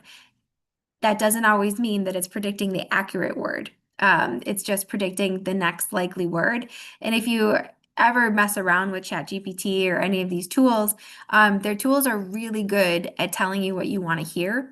And so making sure that you are testing for accuracy and that it's based in reality and not just giving you, the advocacy, it's sort of interpreting that you're advocating for a certain position and giving you output that aligns with that position as opposed to what might be accurate and real. So checking for those hallucinations is very important. And these tools make mistakes all the time. They get things wrong. And so if you over rely on the tools without verification, you can end up, introducing mistakes and errors into the output. And then we've talked about the issues with confidentiality and data security. If you're putting confidential and proprietary information into open source tools, there's a risk that information is then going to train that language model, and there's a risk that information shows up in other queries outside of your own. And that, you've essentially like tossed it out to the universe in a way where it can't, and once it's out there, it's almost impossible to pull it back. There really isn't, when they say you can't unring the bell. That's very much true in this case. Once it's out there, and there's no control after that. So making sure that you're aware of those issues and that you're cross-checking and verifying for those issues to ensure that we're using these tools responsibly. So let's talk about, if we can actually move forward 2 slides. And then there we go. Let's talk about the actual relevant duties. And so this will vary by jurisdiction. We all have different ethical obligations generally tied to our law licenses, and they vary from jurisdiction to jurisdiction. But some of them are fairly universal and sort of widely held, where I think no matter what jurisdiction you're in, you are probably subject to a duty that one of these duties or something very, very similar to it. And again, the use of AI doesn't augment your obligations or your duties. It's never going to be a sufficient excuse to say, well, the AI made me do it or the AI did it. The responsibility is always going to rest with you as the arbitrator or the counsel or whatever your role is in the proceeding. And so the relevant duties to consider are the duty of candor. So that's a duty to be honest to the court, which means that you can't present fake cases. You can't present fake evidence. You have to be honest with the court. And these AI tools are capable of producing fake evidence and of producing fake cases, as well as other mistakes and errors and omissions. Part of that duty of candor usually means that you can't fail to present dissenting authority to a court. And so while the AI tool might be really good at showing you all of the case law that supports your position, it might not be particularly good at showing you case law that is contrary to your position that you may have an obligation to present to the decision maker. So keeping that in mind is important. And I tried this recently in connection with another presentation. We asked ChatGPT a question, to decide something to give us cases that supported a particular legal position. And then we asked it, and it produced 5 cases that supported the legal position. And then we asked it whether or not the cases it provided were real, and 2 of the 5 cases were fake cases. That the tool in the next question said, yeah, it doesn't seem that these 2 cases are real. There's no, we're not able to verify that these cases are real. And so again, the tool's really good at telling you what you want to hear, but not always so good at telling you, making sure that you have a balanced view or a realistic understanding of the playing field. So keeping that duty of candor in mind will be important when using these tools. And then you also have a duty of competence and a duty of diligence. So you have to, if you're using the tools, you've got to understand how they work and how to use them. You have to make sure that they're not violating any of your ethical obligations. And then you have to make sure that you are verifying and cross-checking the output to make sure that there's nothing in there that's, a mistake. Okay, so I want to talk a little bit about enforcement, if we can move to the next slide.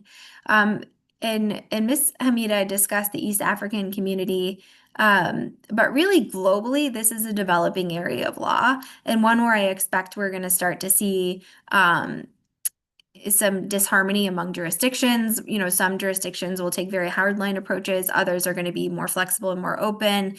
And like many other areas in international arbitration, where we have sort of a fractured jurisdictional landscape, usually over time, we sort of all move towards the center. But this is so new that we're just not there yet. And so in many jurisdictions, you don't have any real guidance on whether and how you can use AI as an arbitrator in drafting awards.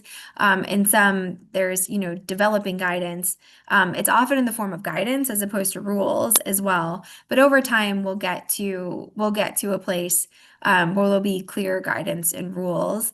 There's actually, I'll mention one case that's in California right now, pending in California right now, the LaPaglia versus the Valve Corp case.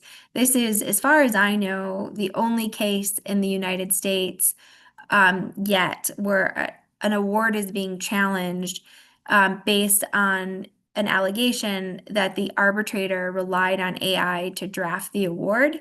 And so the evidence supporting that was presented in support of that position was that it was a pretty lengthy award, about 29 pages long, and it was issued 15 days after the close of a hearing.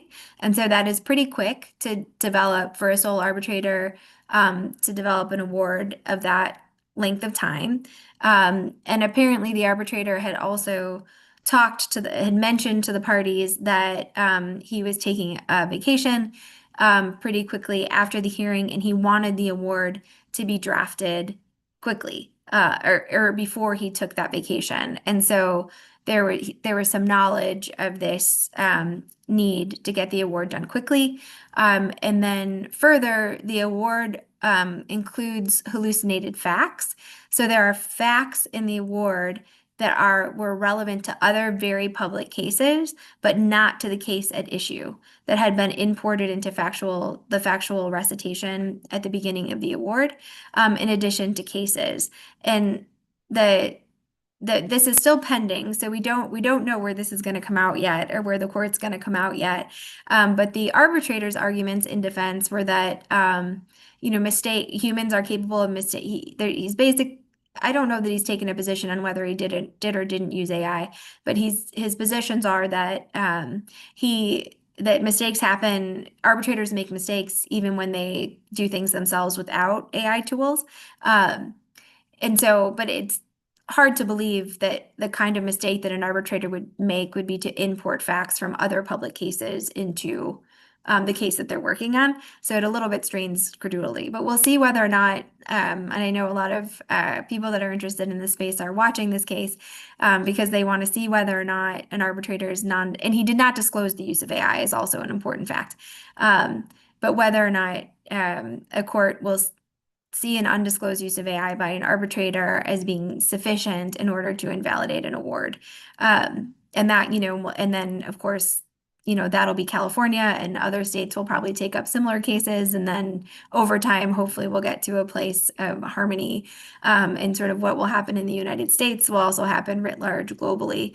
And we are starting to see more and more, again, thought leadership, guidance, and actual rules coming out. There's the EU Act, AI Act came out, which doesn't specifically address whether or not an arbitration award would be enforceable if an arbitrator relied on AI to draft it, but it includes a lot of provisions around AI systems, particularly systems that it categorizes as high risk, and that will likely have some indirect implications for the recognition and enforcement of arbitral awards where AI tools are used.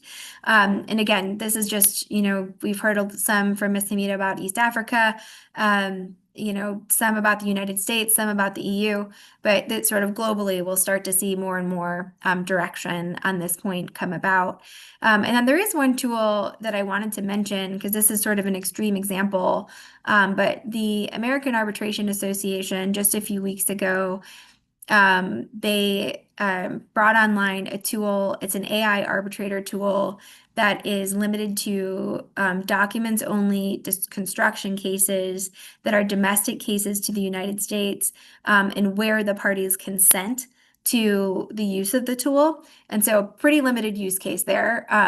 This is not broadly used, but this tool, basically each side will draft their documents, submit it to an AI tool that's been trained on all of the AAA's prior construction cases, and it issues awards without any initial human oversight.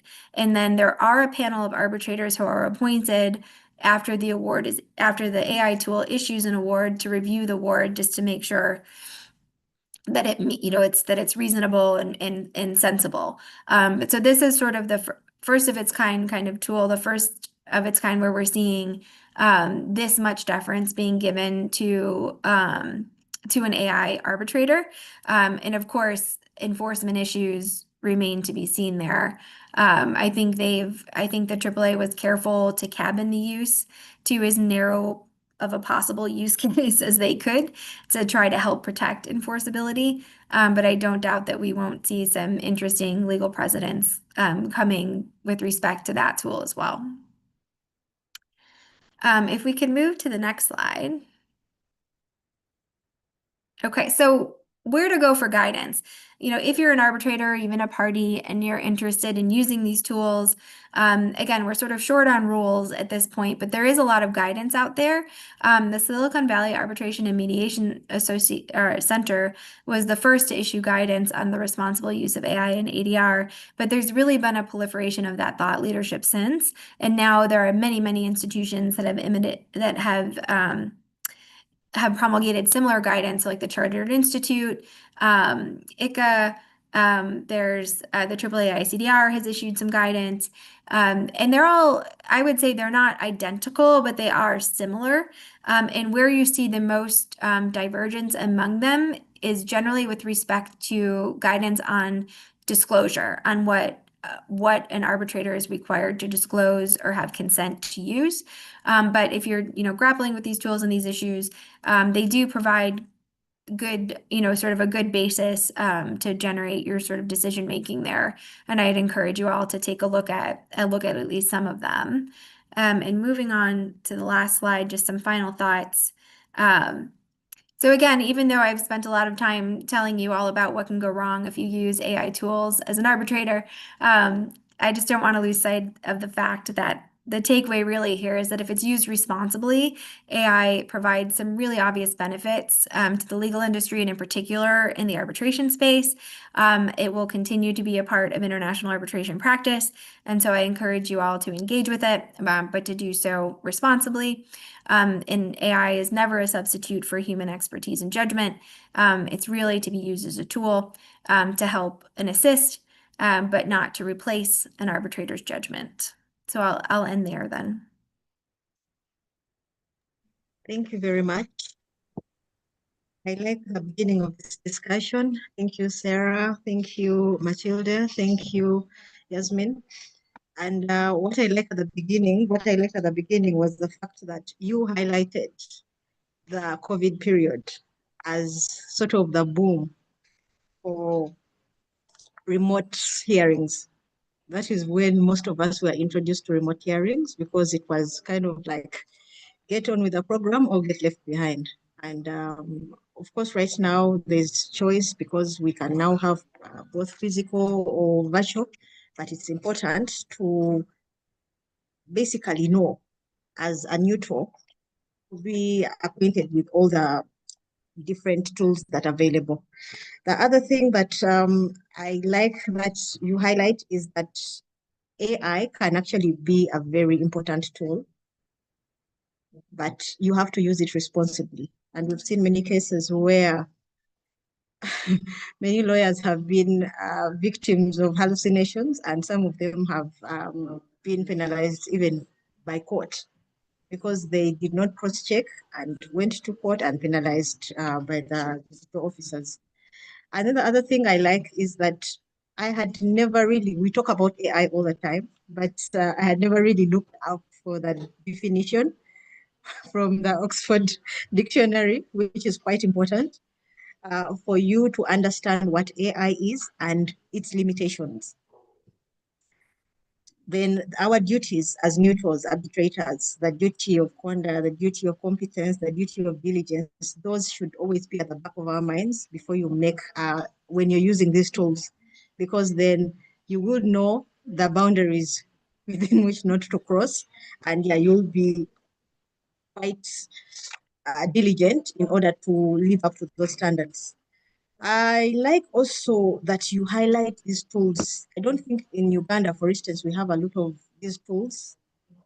And I guess because of the cost, we haven't had so many of these tools. But I hope in future, there are tools that are being developed to kind of like also accommodate the peculiar context of the East African continent. Because, you know, we cannot depend on tools that are outside our context. Also important for us to benchmark with, for instance, the other areas like American Arbitration Association that have gone way beyond us to kind of like follow the trends, because this is a developing area and we need to actually be on our toes. We need to be out there. We need to train. We need to understand whatever new things are coming up in order for us to be able to serve our clients and to deliver access to justice. I will go to the chat box and Sarah, Ayen Ajak says, thanks, Sarah, for this. Would you be able to share the most recommended AI tools for arbitrators, including those that are mentioned during the presentation? Sure. There's a tool that is called Clear Brief, and it's one that's been pretty heavily vetted by the AAA ICDR. It's a really good drafting assistant. So it'll do things like make sure that your citations are correct. It can generate fact summaries. It can generate procedural histories and things like that. One limitation, it's something that you could use now for fact summaries and procedural histories. One limitation is that it's only been trained on US law at this point. I know that there are plans to train it more broadly. And so, in terms of like legal citations and things like that, if you're not dealing with, and this is, I think most of like Yasmin and Matilda and I mostly do cross-border work where it's not always US law that's relevant in our cases. And so there's some limitations there, though it's something they're working on. You can also get enterprise. But one of the things I'll say that I do really like about it is that it's very closed sourced in that you can create a file for each of your matters, and it doesn't share information even between your own matters. So like as an arbitrator, I can't rely on information from, if I have two arbitrations, I can't rely on information from one and the other. And it segregates those out into these like very small closed universes. So it's a good tool from a data security and confidentiality perspective.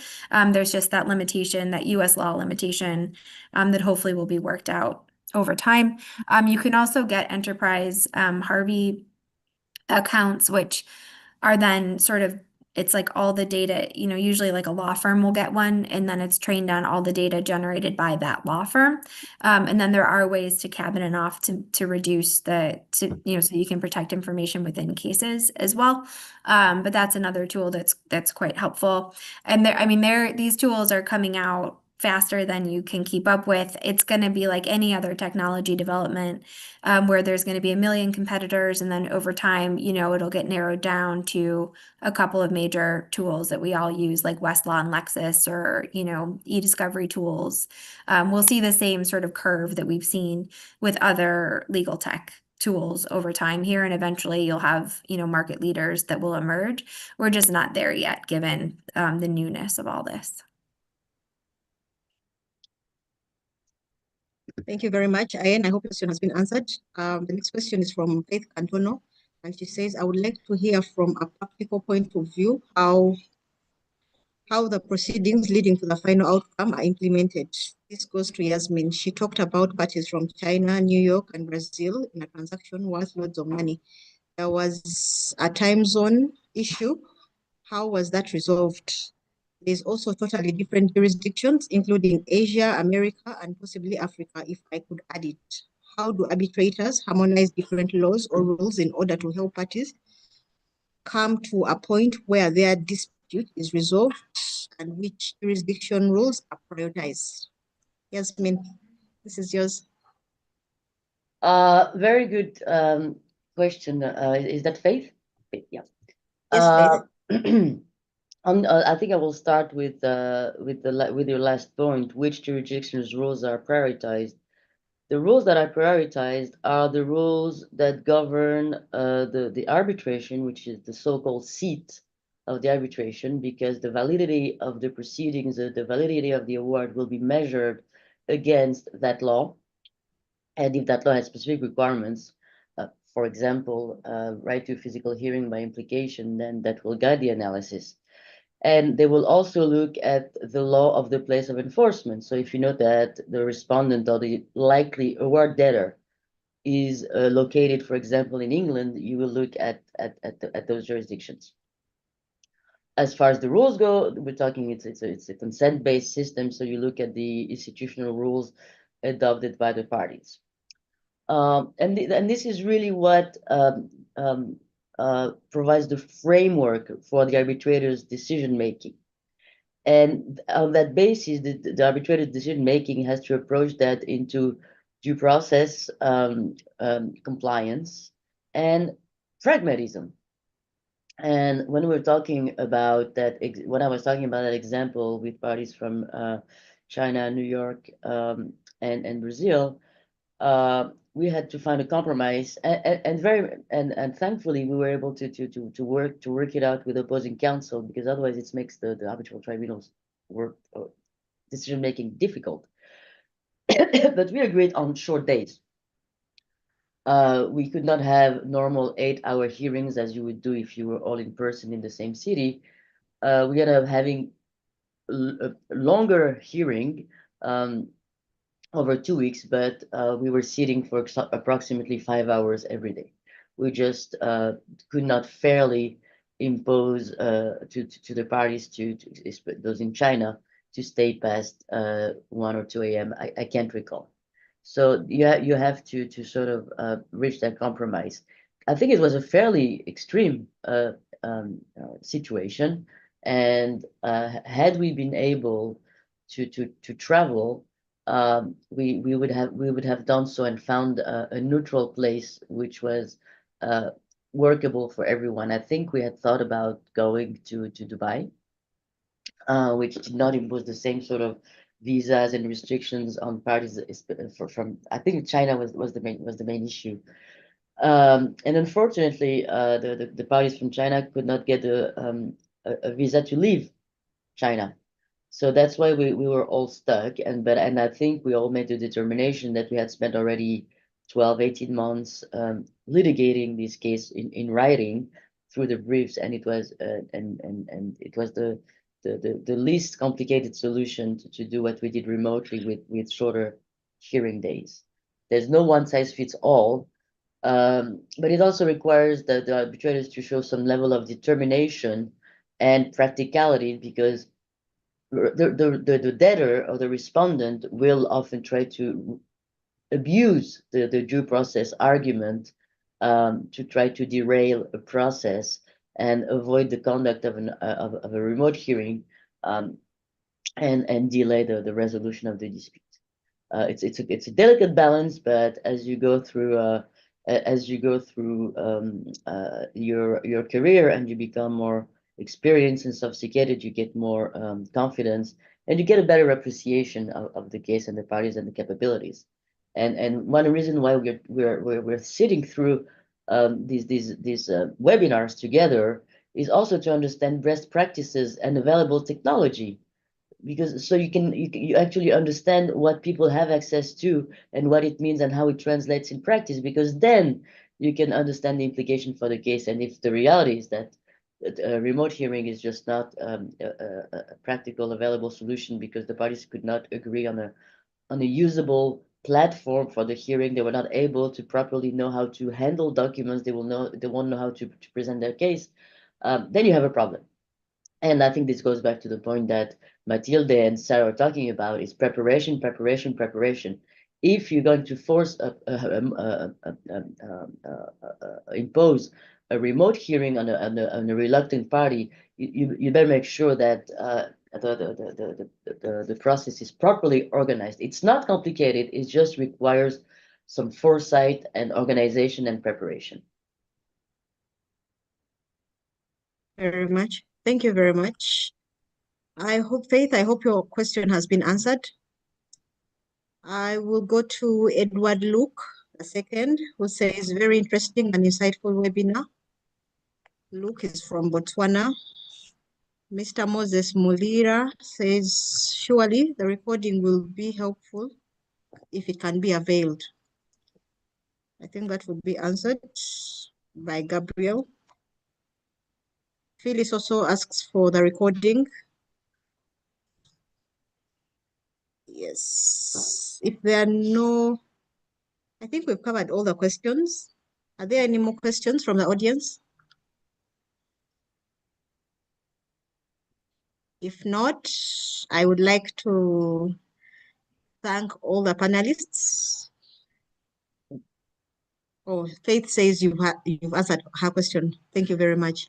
Yes, so on this note, I would like to thank the panelists for sharing your expertise generously, and for the participants for taking the time. It's been more than 2 hours now, and you've patiently been here attending this webinar. And I would like to hand it over to Gabriel from the East African Law Society to wind up this webinar. Yeah, thank you very much, Zubeda, for your very wonderful guidance through this webinar. You've kept it quite lively, you've kept it succinct, and we are grateful for the time you've put in preparing for this session. On behalf of our Chief Executive Officer, Mr. David Sigano, and the entire team at Secretariat, would like to thank you all, Mathilde, Sarah, Yasmin, and Hamida, for sitting in and sharing your knowledge and expertise with us all this afternoon. It's been engaging for both the team that have been online via Zoom and on YouTube. We've had a bigger following from lawyers from across Eastern Africa and beyond on YouTube, which is the bigger platform that have logged on to this session, and also for those that have managed to log on through this Zoom platform. So thank you all for that very wonderful session. To you, our exceptional participants, we'd like to thank you for your constant support and attendance of our weekly webinars. Remember that the East Africa Law Society and the International Senior Lawyers Platform are currently wrapping up the October, like we dubbed it, and we have another webinar coming up next week on the 28th of October. That will be Tuesday, and we'll be sharing the details with you shortly. There's a question about sharing the recording. As it has always been our custom, we always share a report of the webinar session, but also that goes along with the recording. So rest assured, my brother Moses, you will receive the recording on your email shortly. But otherwise, on behalf of the entire team, would like to thank you. And please remember, the East Africa Law Society is having its annual conference and general meeting happening in Addis Ababa from the 26th of November to the 29th of November. And you're all duly invited to attend. If you've not yet registered for the session, please visit our website at East Africa Law Society, or write to us at info@elawsociety.org. And with that, we would like to thank you and wish you all a very lovely afternoon ahead of you. You can now exit at later. Thank you. Thank you, everyone. Thank you.